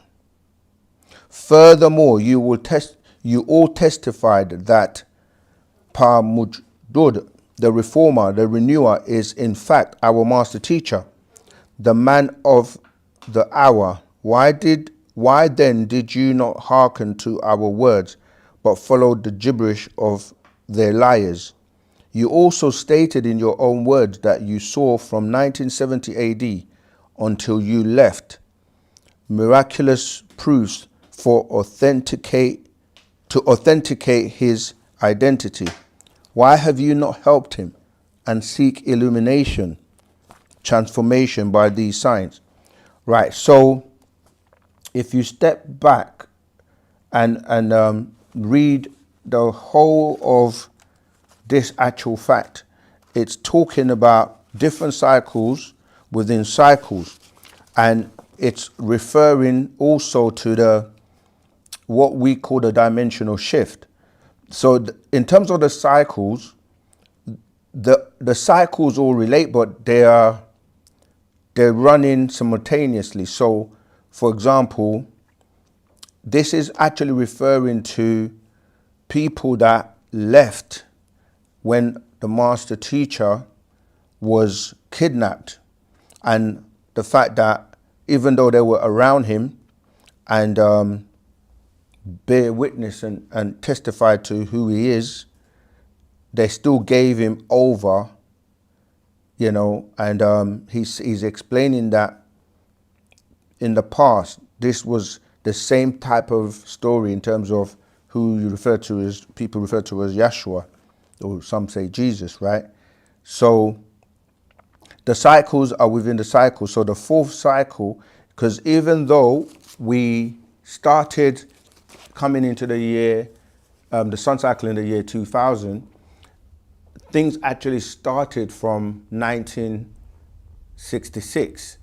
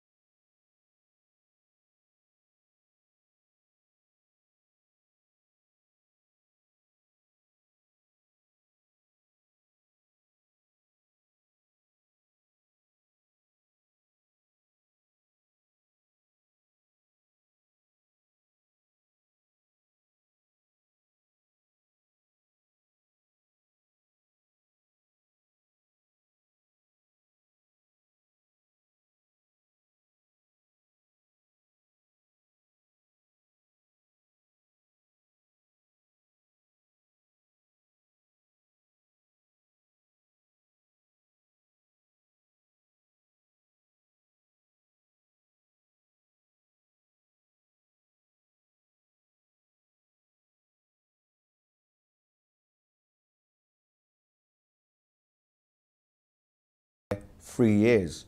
You know, that's why the vortexes started to open, you know, from like 1943, 53, 63, 73, 83, and then 93. So that cycle is going on. So even though when we say the year 2000, the actual full effect was 2003, because the cycles are within the cycle. So you would originally, based on the prophecies, the seventh seal would have been broken in 1970, but because of the throw off of the Philadelphia experiment from night, and it threw it off by 3 years. So the original prophecy would be 1970 to the year 2000, but it's now the 3 years that's thrown it off from 1943, as I said, 53, 63, 73, 83, and here he's touching on 93. It's then going on from there to 2003. You follow? So, and that's every 10 years since that time. That's why I'm saying 43, 53, 63, 73. So there are cycles within cycles, and that fourth cycle is the last one as we counted up to the year 2000, because you have four. If you look at a circle and put a cross in the middle of it, so you have 4 quarters, right? The revolution, and then it turned. So you had like a sun cycle, moon cycle, each of 6,000 years each. Sun cycle, moon cycle, sun cycle, moon cycle, and then it starts again with the new sun cycle from the last 6,000 years, which counted down from, you know, 1993. In fact, a year before that is where the master was explaining to us about the candelabra. You know, when you look at the that candlestick that has, it's called a menorah. It's got like 3 on this side and 3 on this side and 1 in the middle, which is that 7 years. So from 1993, we're counting down those 7 years. And the master, if you go and listen to a recording called The Sun Cycle, The Sun, People of the Sun, and another one called Elohim, right? Where he was explaining that we are counting down that menorah for the last 7 years to the year 2000 from that 1993. And then if you're looking at it in terms of that the days, because that menorah relates to the 7 days, because each scripture has a number over it, right? Like the Bible has the number 7, with 7 days of creation, the 7 candlesticks, the 7 churches, the 7 thunders.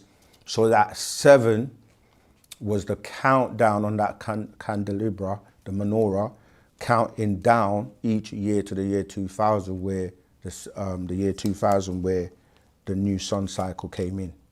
All right, but in between from the year 2000 now, going forward for the second half hour, you saw that the master, what did the master get?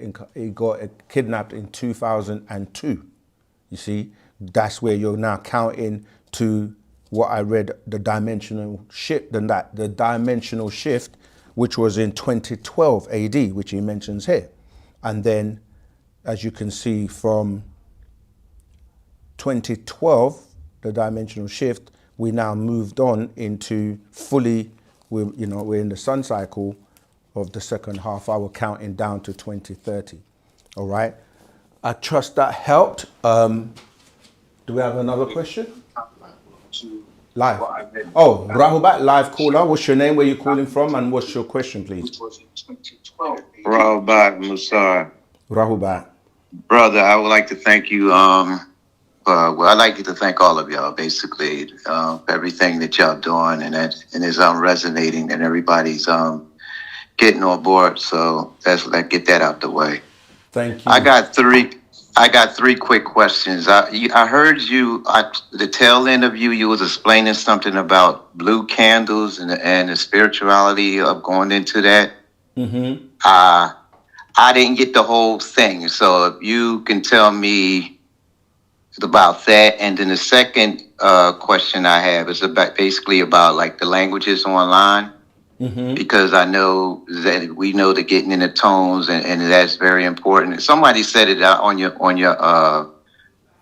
show, and it made me. It really got to me. They said we dream in English, and I thought about that, and I said that makes sense. So I don't even dream in my own dream. I'm still under the oppressor. So my point is, I'm definitely getting deep in diving into this language. So I know you said you got an online thing going on. I don't.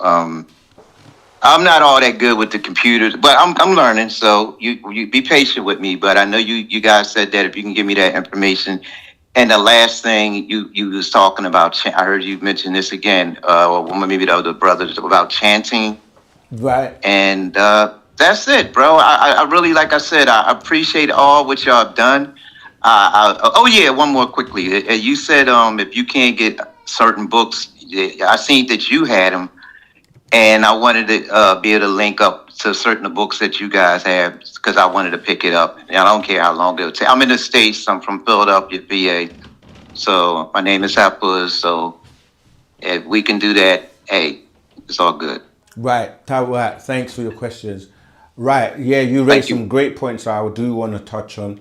The first one relating to the candles, it's different rituals that we have to help us heal. The master has always shared with us, what we do to heal. It's a lot of the times we don't practice these things, so that's why we end up being sick and so forth, and or like we're not working together in love and unity. So the weight sometimes is carried by the few, so people get stressed because they're doing too much or carrying too much. But yeah, that we have rituals which we can share with the family, like the one with the blue candle which you touched on.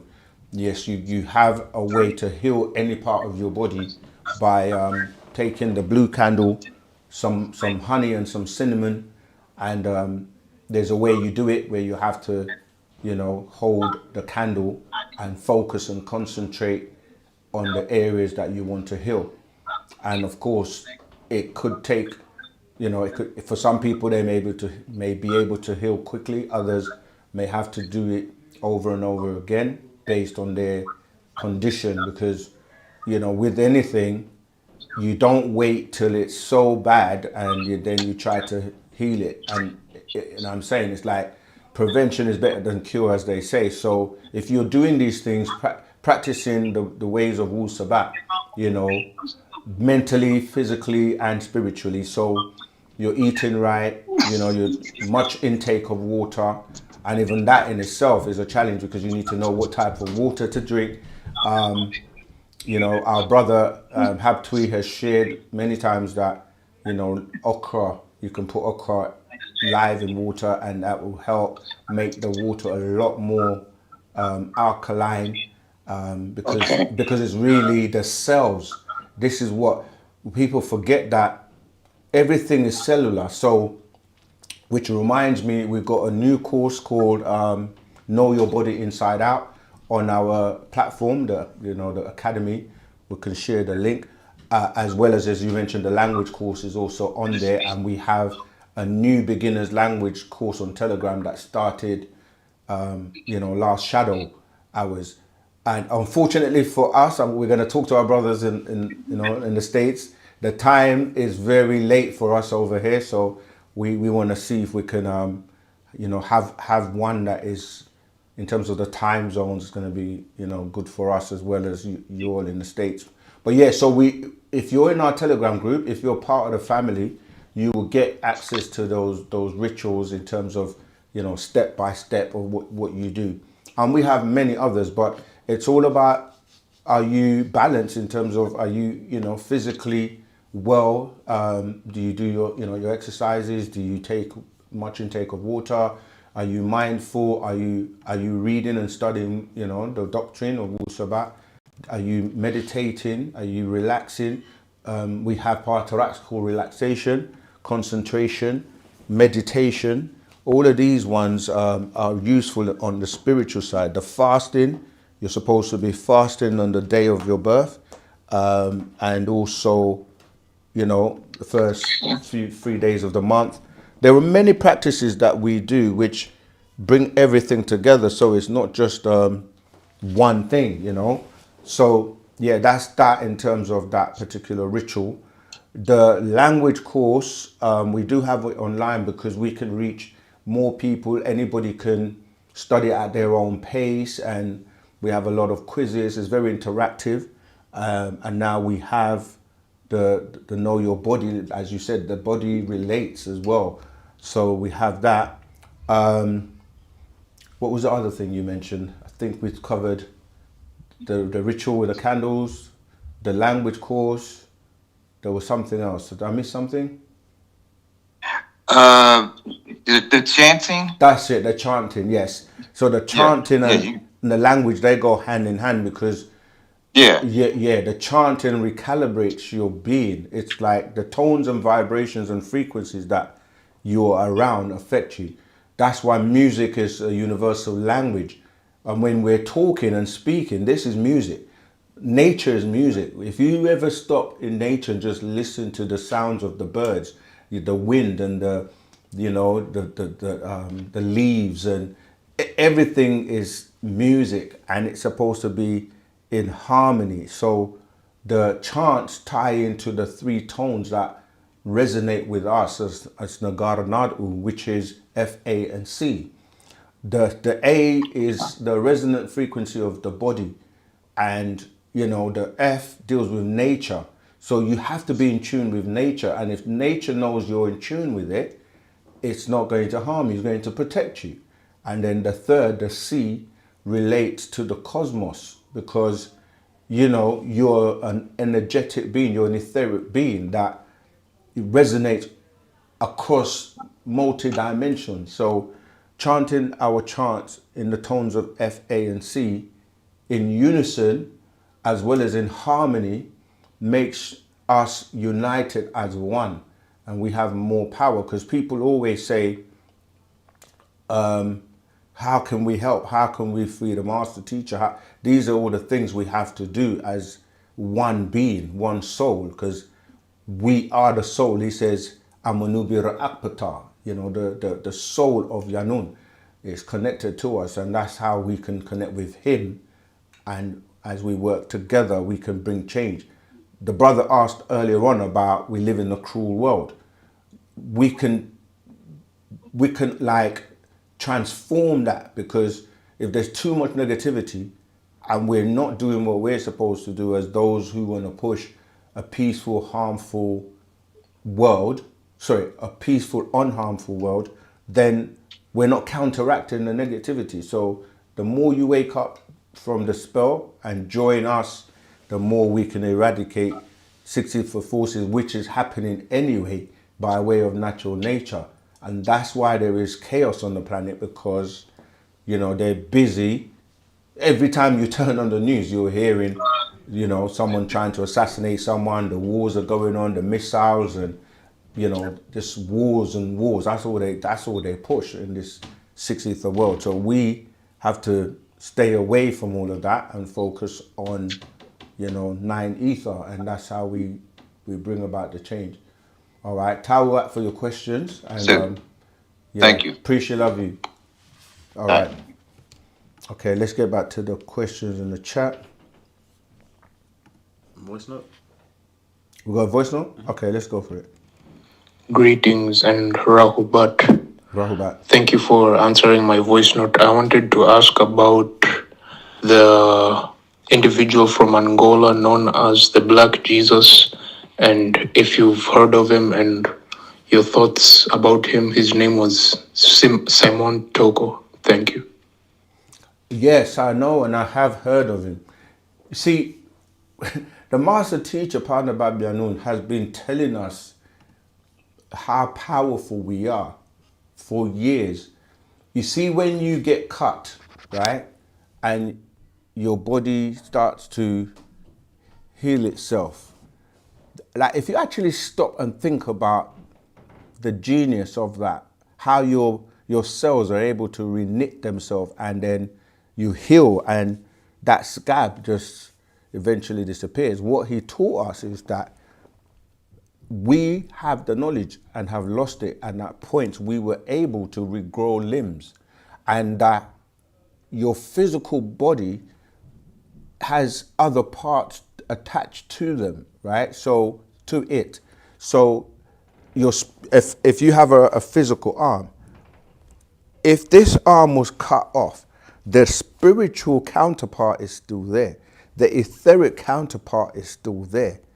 This is why when people get what they call prosthetic. Say again?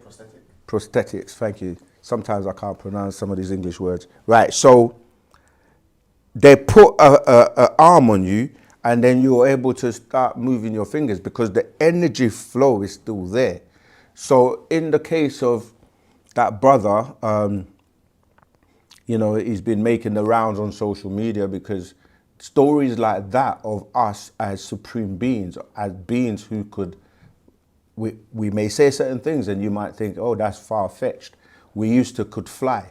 We used to could regrow limbs. This is why, today it may be on a very tiny, small scale, like, you're regrowing the tissue and everything that when you get a cut, that's amazing, and natural nature will help you to do that. So there are many stories of our past that have been suppressed and hidden, and we're only just now coming back into knowing who we are because we're starting to get back, our story, right? And renewing that story of 24,000 years, and we're just really at the early stages. We had our barythry gland, which we no longer have, or many people don't have full access to it anymore because it has to be reactivated or reinserted. And some children are now being born with it, as well as some adults. So we're still just getting to know our abilities and our potential and our powers. And so that story is not something that is that far-fetched. We know sometimes people Chinese whispers do creep in and people remix the story, and the more it goes on, the more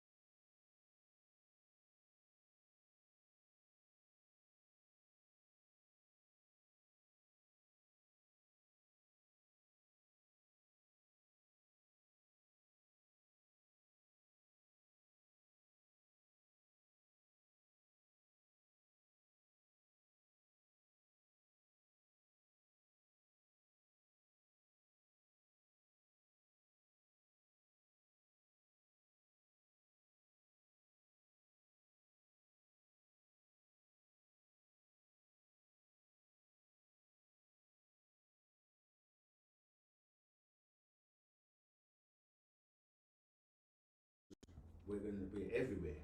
You know, it's not about like they were doing, like looking for the Messiah, the Black Messiah, because they were trying to stop him. And he's here now in the body and the personage of Pa Nabab Dr. Malachi Z.K. York. And don't you think that, you know, they've tried everything to stop him, but yet now the world is waking up to truth, because that's his mission, that's his job. He's here to bring about this new cycle, to bring about truth, to rewrite our story and renew it, shall I say, and to make you into a supreme being, so you have those abilities too. But you can't throw pearls to swine. If you don't clean yourself inside out, if you don't follow Power Tarot, if you don't apply what you're learning in Wu-Sabat, then you're holding yourself back. You're judging yourself.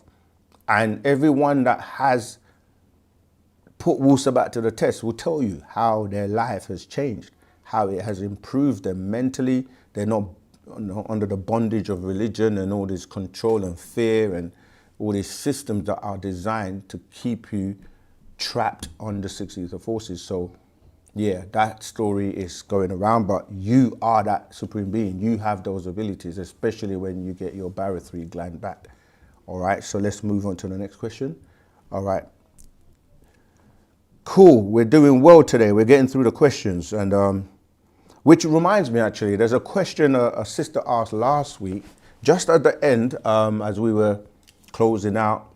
She was like, why don't people, well, she said you're answering questions that you've been answering for the last 3 years or something, she was saying. And I did answer it, and obviously I answered it by saying we are here to answer the questions that people put to us. However, if you're not studying the scrolls, if you're not reading the books, then you're just regurgitating and asking the lower level questions in that sense. Not lower in the sense of putting anybody down, but like the stuff that the master took 30 years to teach us, because we were constantly asking questions on religion. So he had to put the high level Wu-Sabat, wu-nuwapu information, our information, aside and go through the Bible, the Quran, the Talmud, and all these books that people would ask questions on. And so we covered all those schools of religion, but many people weren't awake then.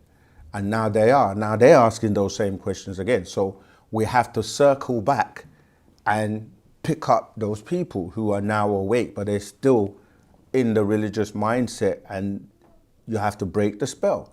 So you have to use the same spell to break them from it. Because if you don't break the Bible down and the Quran and just make it make sense to the point where they're like, you know what, actually this doesn't make sense, then they can leave it without being afraid that they're going to be damned and burned in a place that forever and ever and be tormented, and that's torment in itself. So your mind gets released from that bondage, and then you start your journey of taking control back of yourself, your energy. Then you start to see and work with others that are doing the same. So the question the sister asked was a good question, and I answered it in that way. However, what I would also add to that is, if you are at a point where you feel like, I know it all now, I've heard this before, I've been studying for the last year, 2 years, 3 years. So the next step is now you put it into action, right? You do. Go to your nearest location, go to your stores, get involved in the building. Teaching then, you teach it, and teach it in a higher and better way than to the way maybe you're looking at other people and saying, oh, you know, I've heard it all before. But yes, but what are you doing with it?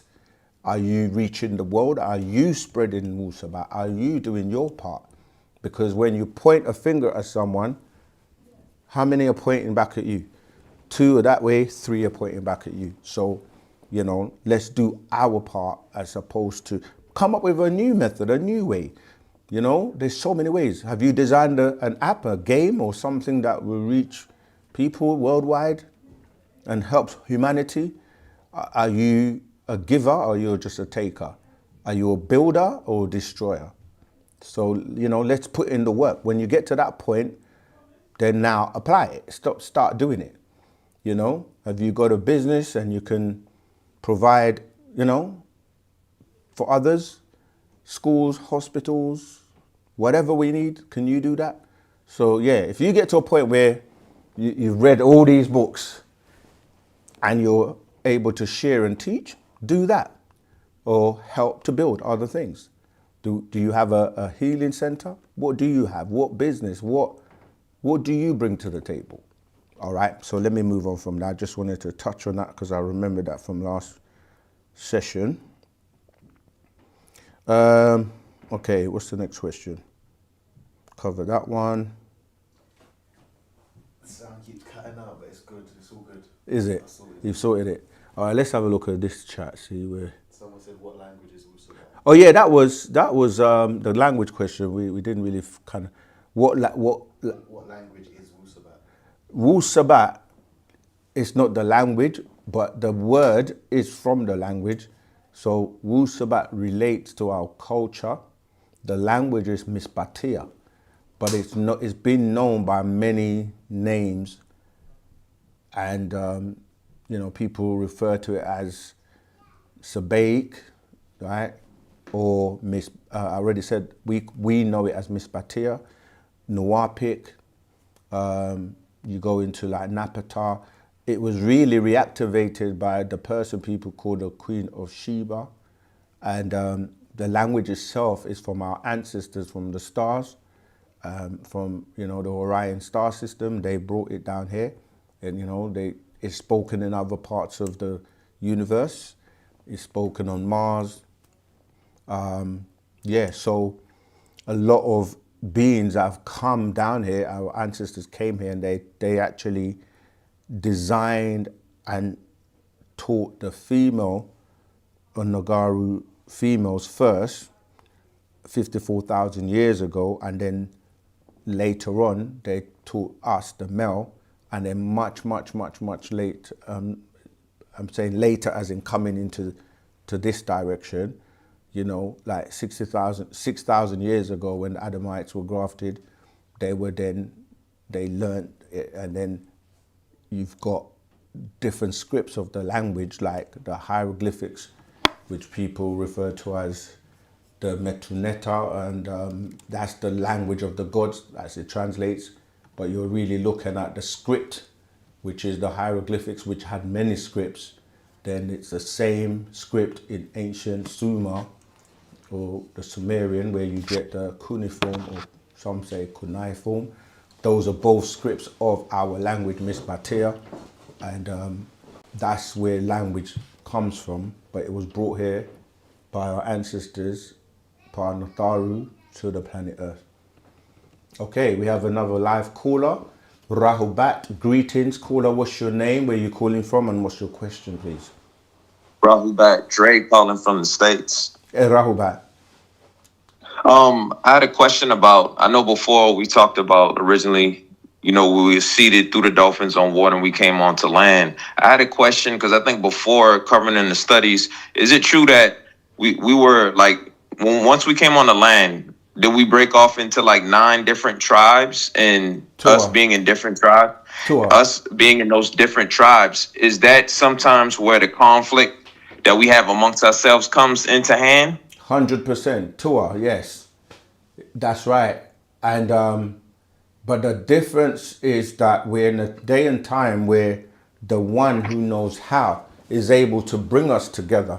This is part of when we say the 144,000 that are being raised, it's because of the 9, as you just rightfully said, because when you look at that 144, it's symbolic, it's, you know, it's actual literal as well. So the 9 species of Nagaru have different traits, and so we have the conflicts, or we're meant to be in tribes. That's why it's like, I've made you into tribes, but you're supposed to know of each other. Now, the master teacher with the tone, he's able to bring us together regardless of our differences.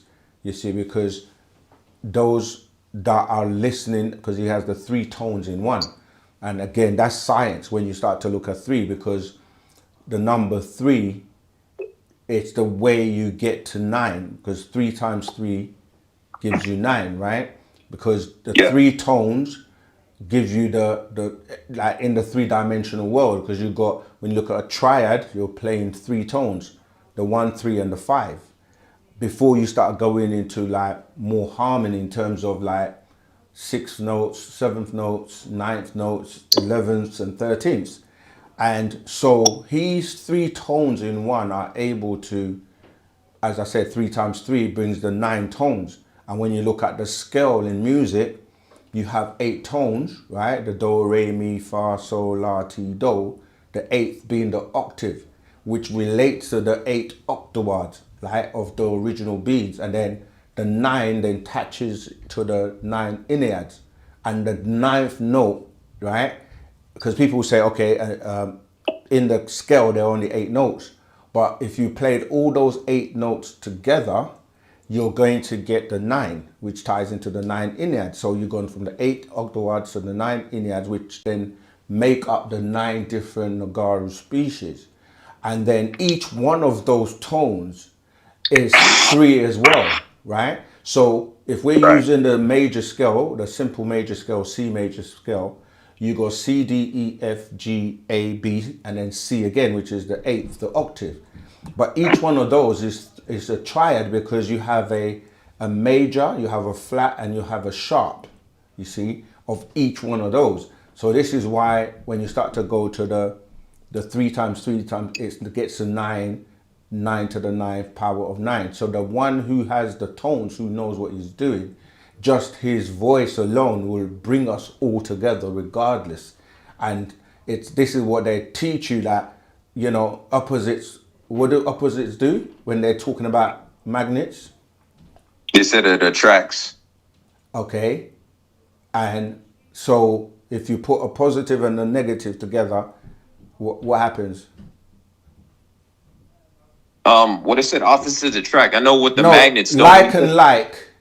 Like they say opposites. Is it opposite attract or is it the other way around? I think it's you're They said, right. So opposites attract. Yeah. yeah, Because when so you put the positive and negative together, they come together. right, but that's back to front because Yeah. but when you do it the other way with magnets, because you remember when you're dealing with magnetism, this is electricity because you're dealing with electromagnetism, right? This is things repelling and things coming together. Now, when you go back to the science of creation, he's telling you that you've got two things, the circle and the square, which look like they're different, right? Because the circle is a circle and the square is a square, but they mathematically, they're both equal to 360 degrees. And where ordinarily they would not be able to come together, right? But he was able to force them together. This is how the atoms are formed, because when you start to look at the building blocks of life and what actually makes you tick, it goes into the cells, because you coming from an electric or a light being, okay, which is like what we call density. So from that density to matter, yeah, to atoms that are put together, then those atoms then form organs, and those organs form bodies, right? But when you look at the small minute atom itself, you look at a proton. You have a proton in the middle in the nucleus, and you have an electron around it, which is electricity. But he was able to force the circle into the square. And I mean, it's a big story if you read the science of creation, right? It goes from a dot or nukta, or we said nakat, and that dot formed a line, and then that line formed different lines were going in different directions. Then they came together to form a circle, but and then that circle was split in half and turned inside out. I'm saying that to say that the master teacher has the ability to do the undoable, or like what you would call impossible, which is if you repel, but the force that is applied enough to bring you together. That's what he's doing with us as beings on the planet, regardless of our differences and the fact that we've been taught to be attracted to the opposite, but really we should be able to, like and like should come together, because it's that resonant frequency. So yeah, so you're right in terms of those 9 species, and that's why we have differences and we fight amongst ourselves with the 6 ether forces that are applied, and we're taught that doctrine of not coming together in terms of, and the master is saying love and unity is what's going to free him. So regardless of whether you like each other or not, regardless of your differences, regardless of the various egos, regardless of the different religions or the whatever you've been exposed to by way of 6 ether forces, which are adverse to 9, he's able to bring everyone on the planet together that will submit to Wu-Sabat or to the doctrine of wu-nuwapu. And that's what's happening. Either you come together or you're going to basically dissipate and be removed with the forces of 6 ether. So that's a great question. But yeah, do you have anything else? Yeah, I have another question, but also just real quick on that same thing. So for when it was 9 tribes, what made it 9 tribes? Was it the different DNA from the different elders? That's what transformed it into 9 different tribes, or just evolution on its own? It was experiments, because our ancestors carried out different experiments. this is why when you're talking about these, what I said, the Ogdoad, the 8, right? You know, Nun Nunet, He He Ket Kiket, Amun and Amunet.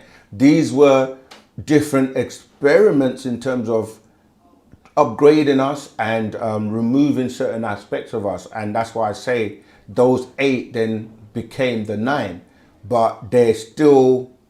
So by the time you got to like Nikeba and Zakat of, 49,000 years ago, that's what they were doing, because they were taking, remember the Pataites, the original beings, they were very passive to the point where when these reptilians, Anunnaki, came on the planet, they were eating them because they were very And they passive. mixed them with the Watusi tribe to give them a little bit more pushback or aggression. There you go. So you had the Pataites, the very passive, and then he was like, okay, let's take the DNA and the genes of Pathan and Nath, who were the mothers and fathers of Nekeba, and then you had who they call Adam or Zakar, who was from the Watusi, which was Atum and Lilith, and they were, if you trace his genealogy, he went back to the Hindus, right?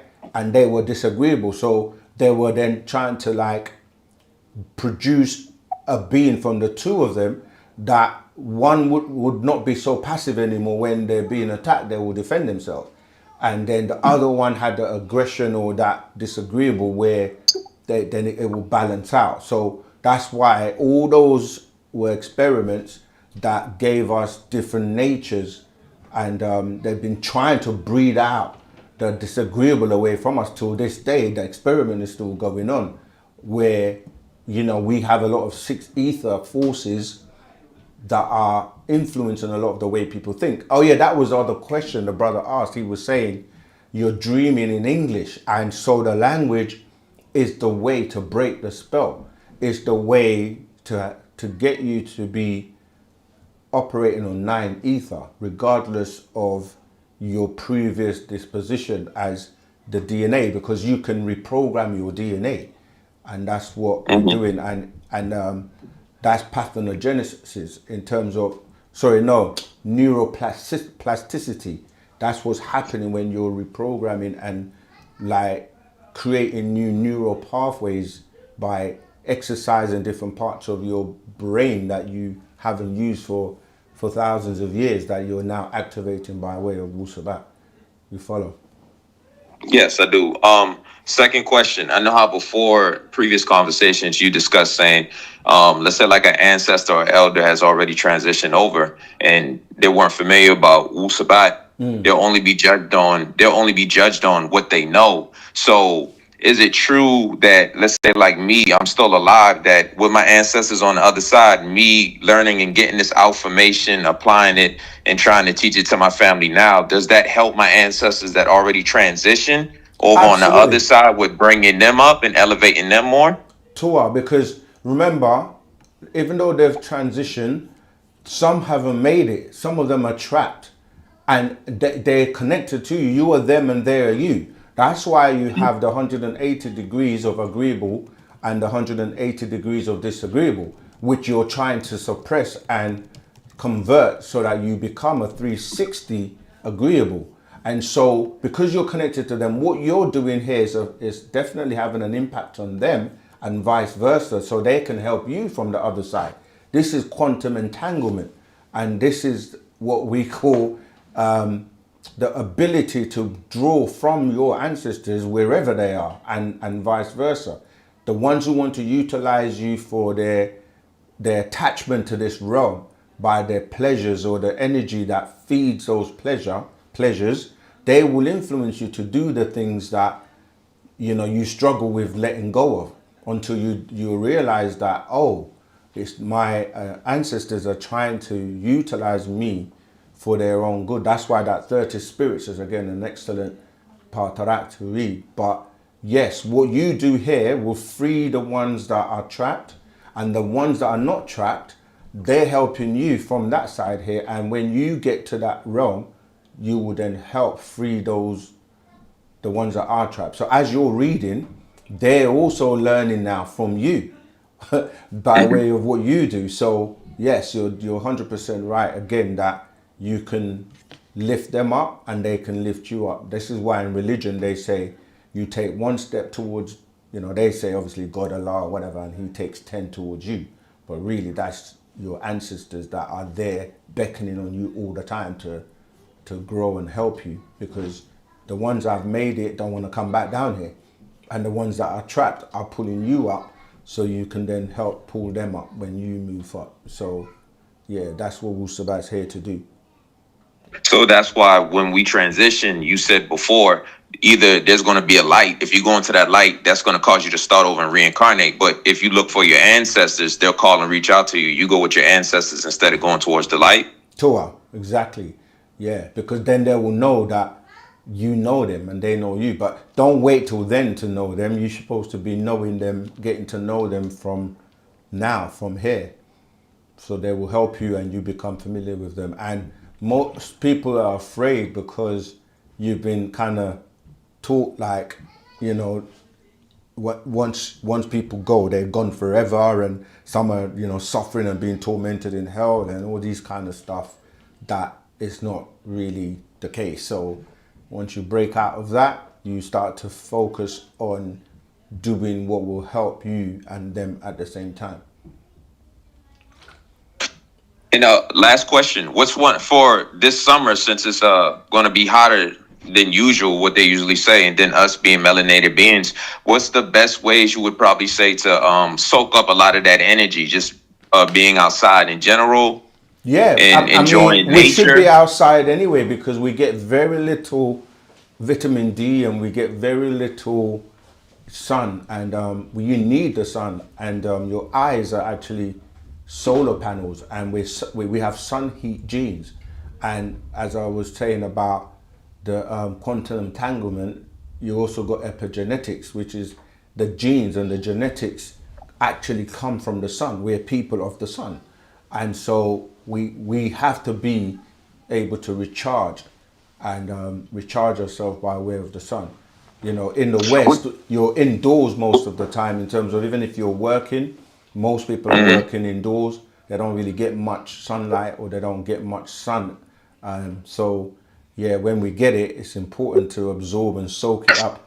You see, when the sun's out, everybody's they go to the parks and they're lying down, and people obviously that are still in the mindset of religion are doing barbecues, which are really, again, just, flesh and all that. But it brings about a more vibrant, happier time, because people are spending time together. People have, they meet up and they do things together. Whereas during the cold and winter days, everyone's inside most of the time. So yes, definitely. And now we're in the sun cycle, and, the planet is getting closer and closer to the sun. And so more rays are coming in, and the rays have outformation, which comes from the sun. And so, yeah, we definitely need to observe. Should we look at the sun? Because you said our eyes are solar panels. Should we look at the sun at certain times to soak up the energy? We should. But the thing is, we don't do anything to the extreme, because some people then follow distorted teachings of, like, the Far East, and people that just look into the sun to the extreme till they go blind. Like, that's not what you can train yourself to look into the sun, because most people, they can't look at the sun because they start to, their eyes, they squint their eyes. But I've developed to look into the sun, and it took time. Like, after a while you get used to it, but at first you find it a little bit uncomfortable. But yeah, remember, solar panels, they absorb the light, and you absorb it. And because your eyes, as people say, are what? Well, the windows to the soul. And so that's no coincidence, because the solar panels all relate to the sun, because you're recharging yourself with the three suns. Yeah, so again, the number 3 keeps coming up, because you have a sun in the center of the earth, you have a sun within you as the solar plexus, and you have the sun, the external sun. And then you have the billions of suns that are called stars. And these are all designed to sustain life, and for you to charge yourself and to basically be able to rejuvenate your cells. Yeah, so all of these things do have a relevance, you know. But yeah, I'm going to take some other questions because you've been on for a while. But your questions are great. I can hear you're studying. You know, the next thing is I always say, are you helping out and being, you know, in a community with the brothers and sisters? Because we do have a lot of work to do in a short space of time in terms of building. Yeah, we had a herbal class this past Sunday at one of the stores. Tour. So I went down there and we learned about healing ourselves and stuff. Oh, perfect. Great. Yeah, because the coming together and mixing is important. Wadu Zamal. All right, let's get back to some more questions in the chat. I'm going to run through some of these. Let's not take any voicemails for now. I learned about Dr. York. This is son of son 6969. I learned about Dr. York 1996, New York City. Forever thankful for my travels. Tour. Greetings from Philadelphia. Thank you. I think that's when I was talking about, oh no, somebody's from Philadelphia. I thought they were talking about when I was talking about the invisibility project of the Philadelphia experiment. Okay, Trinity Pa Sawab Wu Pa Taruk. Truth and the way. Absolutely. Coco Brown Rahubat. Rahubat family from Stone Mountain, Georgia. Okay. Rahubat. I'm grateful for Partner Babyanun. Absolutely, Rahubat. Grateful for you also for spreading Wu-Sabat. Tawurat. So Ken, I would like to, okay, here's a question. Right. Trevor Umbutuma, if I'm pronouncing that properly. We've got a caller. Live. Okay, I'll take the live. Rahubat caller. What's your name? Where are you calling from? And what's your question, please? Rahubat, are you there, caller? Okay, is there a problem with Rahubat caller? Can you hear me? Are you there? All right, I'll take the question here and then we'll come back to that. Yeah, Rahubat Saken or Reye would like to know, there's a confusion that I find myself coming across with. If we were seeded through the dolphins, how did they land here on Earth?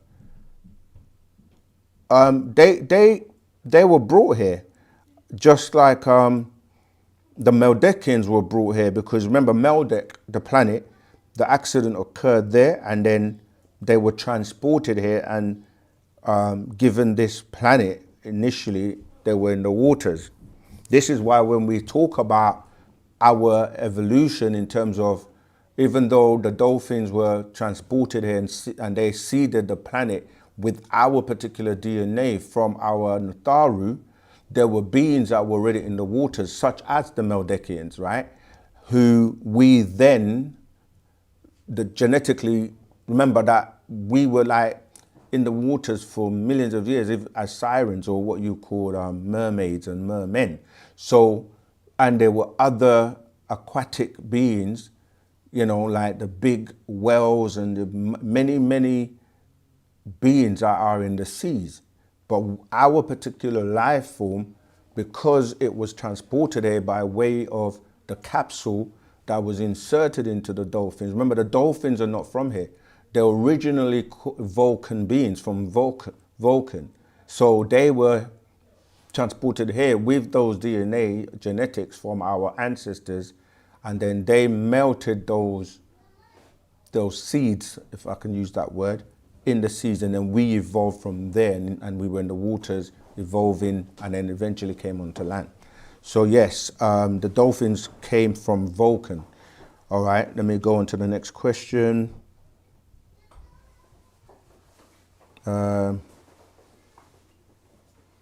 Rahubat, what are you drinking? Oh, thanks for reminding me. I forget sometimes. I need to take a sip. This is Miss Iris Moss. Very refreshing sea moss drink. Gives you a lot of minerals. And we've got it back now, full in stock, because we had an issue with our fridge before, but that's now been resolved. So you can pick it up. Unfortunately, you know, we can't send it abroad, so it's only for those in the local vicinity. They can come to the store and get your supply. Thank you for reminding me. I'm going to have a little bit more.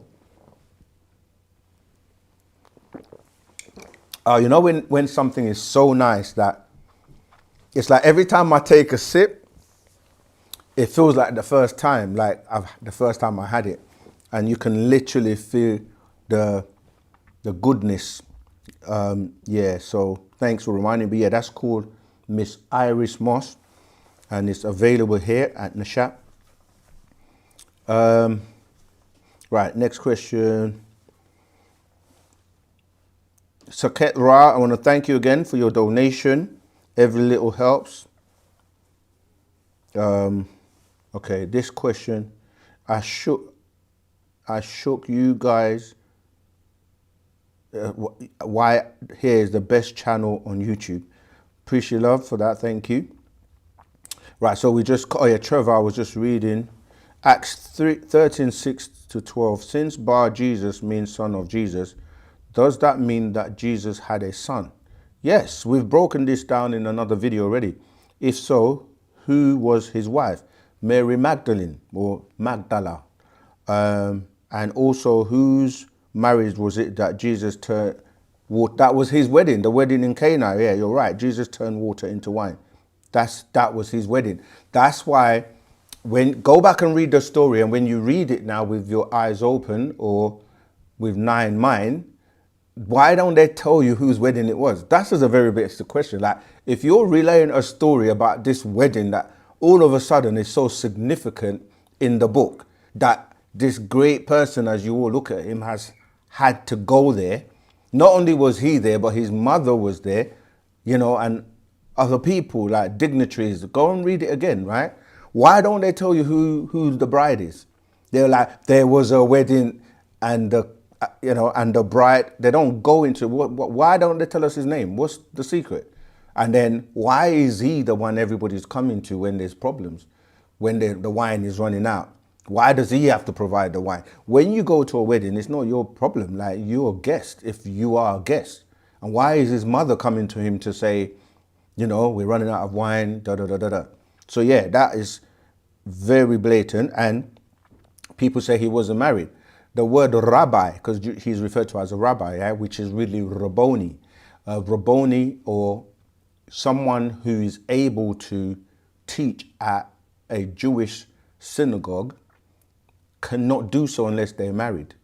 And as you go through the story, who was there to rub his feet with oil and all this kind of stuff? Yeah, in Jewish law, only your wife can touch your body. So as you read it again, just read it with the mindset that is his wedding, and you will see the answers very clearly. And like you say, they left words untranslated, like Bar, which is son of Jesus. All right, let's move on. Have you seen the documentary they made about Wu-Sabat and Dr. Malachi Z. York? Yeah, we have seen it. I've seen it. What they do every time was supervised when they didn't invite you, since you're on. They will never bring people that are going to debunk their, you know what I'm saying, what they're pushing. And it's like every now and again, they have to spin the same story over and over and over again, because if they realize that it's not working, in order to reinforce the spell, they have to renew it. It's almost like, if no one's going to the churches and the synagogues anymore, what are they going to do? They're going to give you a replacement in a way that you're not even suspecting it. So like, for example, the movies they give you. Now, more people will watch a movie, and the movie will have the same messages to reinforce the spell, but you're just looking at it as entertainment. I remember years ago when The Matrix first came out, or any movie that is a blockbuster, if you actually start to break it down, you will see that there are messages in there. Like, for example, even though we did like the movie The Matrix, because it was talking about, on the one hand, telling you about the Matrix that you're caught up in, right? But on the other hand, if you start to break it down, you're like, Neo, spell Neo backwards, it's like, or you rearrange Neo, you get one, the one. Neo's the one. Then you have Trinity, right? Who's Trinity? Trinity is reinforcing the Trinity. Then You got what, the Zion, the city of Zion that you go through the words, Nebuchadnezzar, that was the name of the ship. Like all these words, like Neo, the one, right? They wouldn't say one, they would say the one. And he's the savior. And what does he look like? Like Jesus with the long hair and, you know what I mean? And again, the great white hope. And as I said, Trinity is obviously the Trinity. Look at the characters. Look at what they're telling you. They're telling you about eating steak. Remember the guy that betrayed everyone? I can't remember his name. But he was like, even though I know this is not steak, what did he say? Ignorance is bliss. And you go through literally every single scene. They talk about the cat. Remember the cat, the deja vu. Like, go back, and I'm talking about the very first one. Obviously, there have been many after that, but that very first one that was just like a hit. It was really very impactful. So yeah, they will then, religion becomes, instead of going to church, movies become religion, or go into a sport where you have two people, two sides competing. You got a big stadium and acoustics of the chanting, and everyone is like, yeah, they just remix things. So they have to constantly, because people saw through the lies that they tried to make about Dr. York. And now that the evidence and the facts and everything's coming out, and more people are waking up, Wu-Sabat is spreading, they always have to come back with, you know, to reinforce that spell for those who, like, if you just use your true inner being and decipher things, it's like going to the moon. Like the first time, and now they have to reinforce it. And yeah, just go on YouTube and people are like, you see the rocket launching and it literally does that. Do you know what I mean? And you see people, when the rocket is launching, you see the 4 astronauts being taken off. They've got green screens they're using. I'm just saying, this is what people are saying, like scientists and people, they're like, that doesn't make sense. Check this one out. We went to the moon the first time, right? That's what they say. Everyone debunks that because they're looking at it and going, that gravity doesn't work like gravity should work. You're bouncing and like the thing buggy they're driving around. How did they get that onto the ship? Who was there to film them arriving? And who was there left behind to film them taking off to come back? And this last one, they take a picture, right? This is how, when you're thinking nine mind, you just decipher things and be like, okay, you're up to your tricks again. They take a picture of the planet Earth, apparently from the rocket ship, right? On the picture, this is what Wu-Sabat does. You don't see the satellites.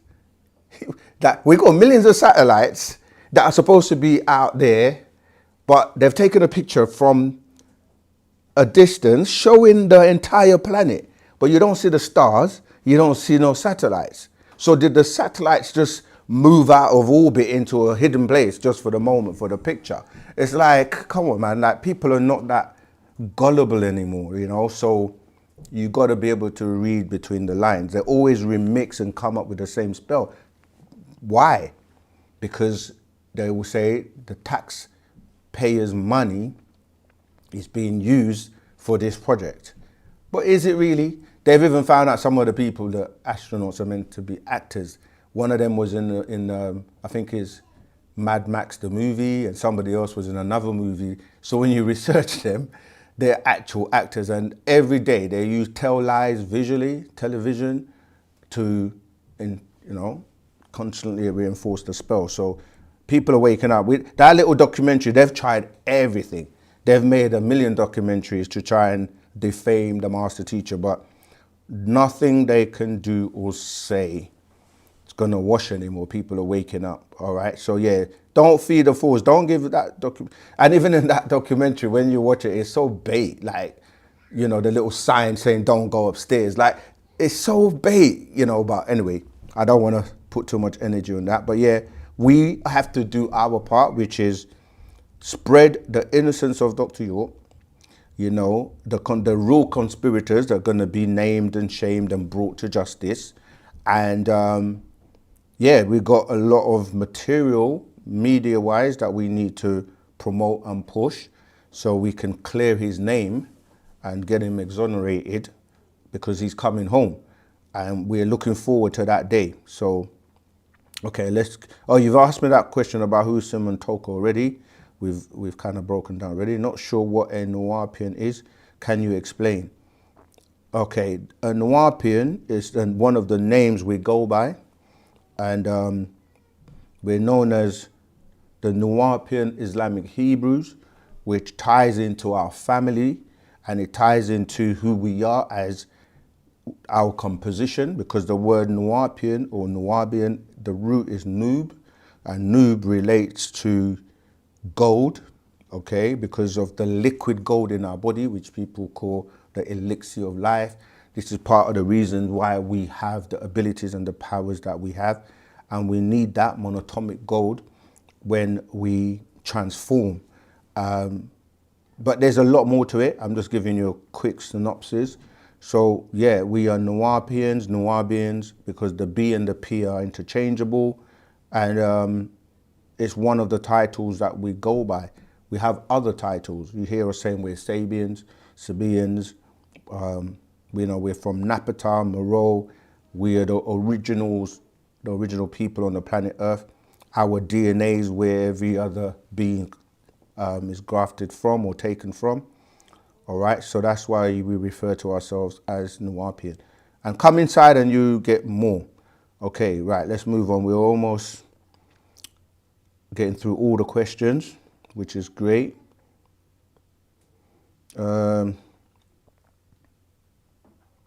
Cover that.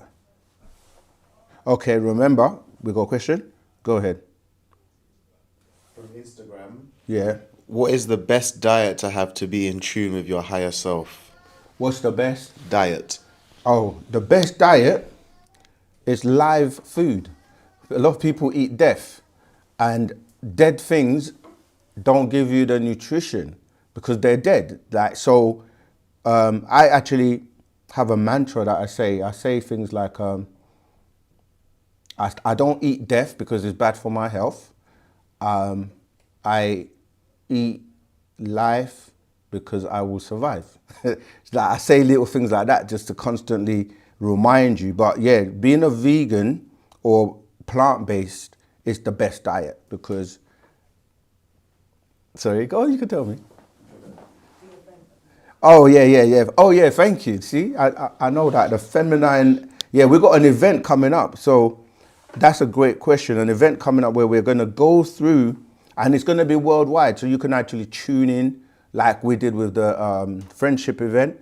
You can tune in and we're going to prepare meals and talk about ingredients and, because when you're transitioning into a vegan or a plant-based diet, if you're not used to it, it's good to work with others who have already done it, you see, because you find, okay, well, how do I replace this? How do I replace that? So we that have already gone through that process, we're able to tell you, because even from just like the seasoning that you use, because seasoning, they will put, animal products in the seasoning, too much salt in the seasoning, sugars. These are the things that are addictive, and we get addicted to them. So even just from like that, we're going to cover how you make your own seasoning, right?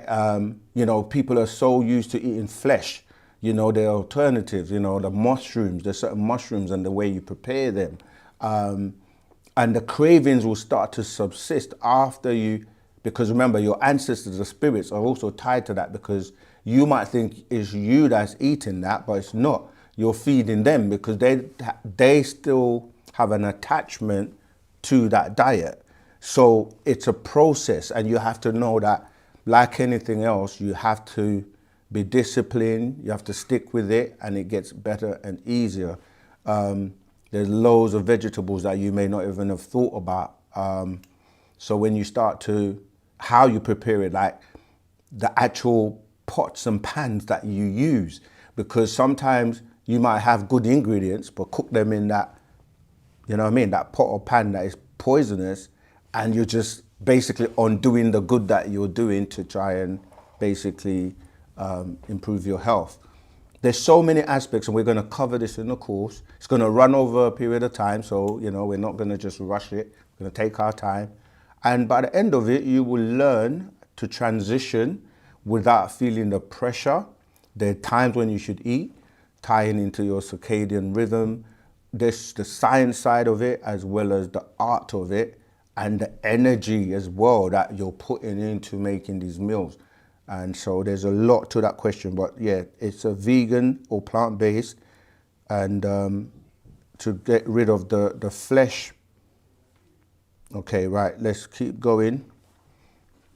I think this Imani, Miss Iris Moss, founder Imani Iris, it's very rejuvenating, and I think the more that's another point. Once you transition and you take natural minerals and juices, you don't snack, and you don't constantly feel the need to eat. You just know when to eat, and that will last you and give you the energy you need for the day. Okay, let's keep going. The last one, last question. I got a few here. Go on. But give me the last question over there, and then I'll cover these and we'll wrap up. I know how Christianity started, but where did all the different religions come from? From Abraham, mainly. But before Abraham, because that's the thing as well, people tie the monotheistic religions to Abraham. That's Christianity, Islam, Judaism. But Abraham had a father, Terah, and they were into Zoroastrianism. So you have to go and learn, where did that come from? And that came from the Chaldean, tying into, the beings that the Anunnaki and all those beings pre the religion. So when you go backwards now, you're going to end up, okay, what's the oldest religion? And most people will tell you is Hinduism, right? Hinduism goes back to the 200 fallen angels that were cast down to this planet. And so that's the origins of religion. And we, even though we existed before the Hindus, we didn't worship anyone, but we understood nature. So we were basically given gratitude, and we were very we knew what the elements did. So we knew the sun was, the giver of life. So we raised our hands to Amun-Ra in ancient Egypt, as the name came through. But it was more like you're one with something. So it's not like you're worshiping it. It's like if you have a friend and you respect each other, you're kind of like gonna help each other, give each other positive words, encouragement. So we were one with nature. So we knew about water, we knew about the air, we knew about the trees, we knew about the sun, we knew how everything worked well together. So other people who watch us doing that, they thought, oh, they're worshiping rocks, or they're worshiping the trees, or worshiping. So they started to worship us because of our abilities and the powers and everything that we could do. Till this day, it's other people that put people on a pedestal. And if someone has got an ego or pride and all of these things, then they start to feed off of that energy. And then it's like Chinese whispers, or monkey see, monkey do. And other people just start doing it. And there are experiments that show this. Like, if you train people to do something and others come along, they just automatically start doing it as well. And so, yeah, religion has been, spread throughout the world because it was a form of control. All right, so that's where most religions stem from. The Hindus that were worshipping us, and then that just became, something that spread until you got to Abraham and the Anunnaki. Okay, cover that one. Okay, this is Son. Okay, cover that one. All right, this is my question is, this is from Son of Son again. Should I date a woman who is not aligned with my thought process, which is similar to yours? And if she is hardcore Christian, does it sit right with me? Number one, Wu-Sabat is not our thought process. Wu-Sabat is a culture that we live, right? People say we practice. We don't practice. You don't practice it because it's natural to you and we live it. Okay, so I don't know what you mean by your thought process. You're either an Wu-Nuwapian or you're not. And if you're not, then what do you subscribe to? And where did you come from? Were you ever a Christian? And if you were, then you should understand the process that if somebody is a Christian, it's a matter of transition and it's a matter of your good example and not what you say or the talking is what you live. So you lead by example and people will gravitate towards you because the energy and everything that you exude will be something that somebody would naturally draw to. And if you feel that they're never going to be on the same path with you, then there's going to be conflict. So it's your choice. You have to choose wisely and carefully. Then, you know, but if you're that good and that great, you can convert any negative energy to positive, and you should really be able to, by way of the facts and the example, you know, that should be enough. The example you lead, that is. Always a learning, thank you, from Florida. That's Amit Thorkins, 7262, from Florida. Thank you. I've got one last. Okay, from you keep saying Instagram. that. One last one. From Instagram, this last Go on one. then, go on then, go on then. It says, Rahubat, is urine therapy, drinking back your own urine, a forbidden practice? Yeah, I mean, some things are, you know, Spark used to say on Star Trek, it's illogical because that's the waste. Like everything that goes through your being and comes out, like things come out at certain places because they've gone through a process. And yes, they may be certain enzymes in things, but it's like if you eat food and take the nutrients and everything out of the food that you need, and then you defecate, like, you know, this is what animals like that chew the cud do. They regurgitate and eat the same crap over and over again because their bodies are designed to be able to do that. Like filth can eat filth. But if you're trying to get goodness out of something and get rid or eliminate the bad stuff, then it doesn't make sense to put it back inside your system. So yeah, that people, they come up with all types of practices that may be from a particular, do you know what I mean, culture or whatever, but no, that's not our way, yeah? People always think that, let me just quickly scan through, okay. People always think, this is from Trevor, people always think that I am talking about a mythical being when I say what took place at his birth and that he's still alive. Yeah, that's because of religion and the, you know, the TV and all of that, because what people call miracles back then are no longer miracles today. So it's just knowing the power. It even gets even worse when I say he has 76 trillion years of knowledge. They think I'm crazy, but I then ask them, who ever wrote more than 1,000 books in the history of man? Exactly. Not only that, think about it. How much information, think about this, if you put all information on the planet together, how many years of information would that be? Are you itching to ask me a question?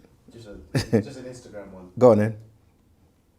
It says on Instagram, hi there, my question, what is the best way to communicate with our ancestors? Again, we have all this already within our culture, and we have rituals that tell you exactly how to do it. I also emphasize a lot that people want to stay outside and come and get our jewels, if you like, and you know, stay outside and practice them. It's all about your intentions and your ancestors as well. They will know, like, if you're not doing what they're asking of you to do, of us to do, things are not going to work the way that it may work for somebody else. So We tell you exactly what to do. You get an altar, and we do certain things, white cloth, we put certain things there, we communicate and we speak with them. Join the Telegram group if you haven't done so already, if you're new and you're just joining, because we carry on the conversation. They don't stop after we come off live. This is 24/7 for us. Yeah. What are your views on the quantum financial system? Again, big fancy words, but it's they're getting into quantum computers now, because if you really think about it, the financial system is changing and evolving, and you're dealing with a global system now. And when you're dealing with what we call the blockchain and things like that, it means one person can reach a big market, a worldwide market of 8 billion people. So even if you only got 1 pence from 1 million people around the world, that's substantial. So a lot of the systems are based on technology, based on blockchain, based on quantum computing, based on the fact that you're dealing with digital money. Digital money can be subdivided. So a bit, like 1 bit from bytes, a bit in mathematical terms can be subdivided. Let me make that make sense, because it sounds complicated. If you took 1 penny from your pocket, in the UK, we say 1 pence. I don't know what you guys say in America. 1 cent. 1 cent is only 1 cent in the physical form, or 1 penny is only 1 penny. In the digital sense, 1 penny can be composed of 1 million tiny, tiny little bits. So it basically, when you're dealing with quantum, you're subdividing and making things smaller to the point where, as I said, you can generate wealth quite easily if you know what you're doing. Yeah. So if I'm able to do something that can reach 8 billion people worldwide and is digital, and I can get £1 from 8 billion people, you see how rich I am. That's a quick synopsis on that. Dr. Sakane, I would like you to share some knowledge about the moon. It is very fascinating subject. I really need to know more about what's going on in the moon. Sometimes it appears small and bigger. Yeah, we can, but you have to tune in next week, next Tuesday. It's artificial, but we're going to go into more detail next week, same time, same place. The only place to be, OSM Vision, because our souls matter. So we want to thank everyone who has participated in today's Ask Us Anything, for all those who join our Telegram group, our WhatsApp group, our classes that we have every week. So this Saturday, we have classes. We have classes every Saturday and every Tuesday. And we have the videos constantly coming out. So we have events. We have events. We have, I can't see it. Do you want me to take it? Just give it to me. I'll see what it is. Okay. Oh yeah, the workshop. Thank you for reminding me. Yeah, I mentioned it before. We already have a flyer for it. Each One Teach One workshop, part 1 will be starting Saturday, May the 30th. And that will be from 3 p.m. to 6 p.m. And we will share this in our Telegram group and other groups. That's why we keep saying join the groups, because it's easier to just put information in one place for everyone than to try and send it to 1,000 different places, but we still do. So get yourself plugged in. This is the channel that matters, and this is the way we're going to come together, and we're going to free Partner Babyanun, and that's going to be such a beautiful occasion for us to celebrate. So until next week, or this Saturday,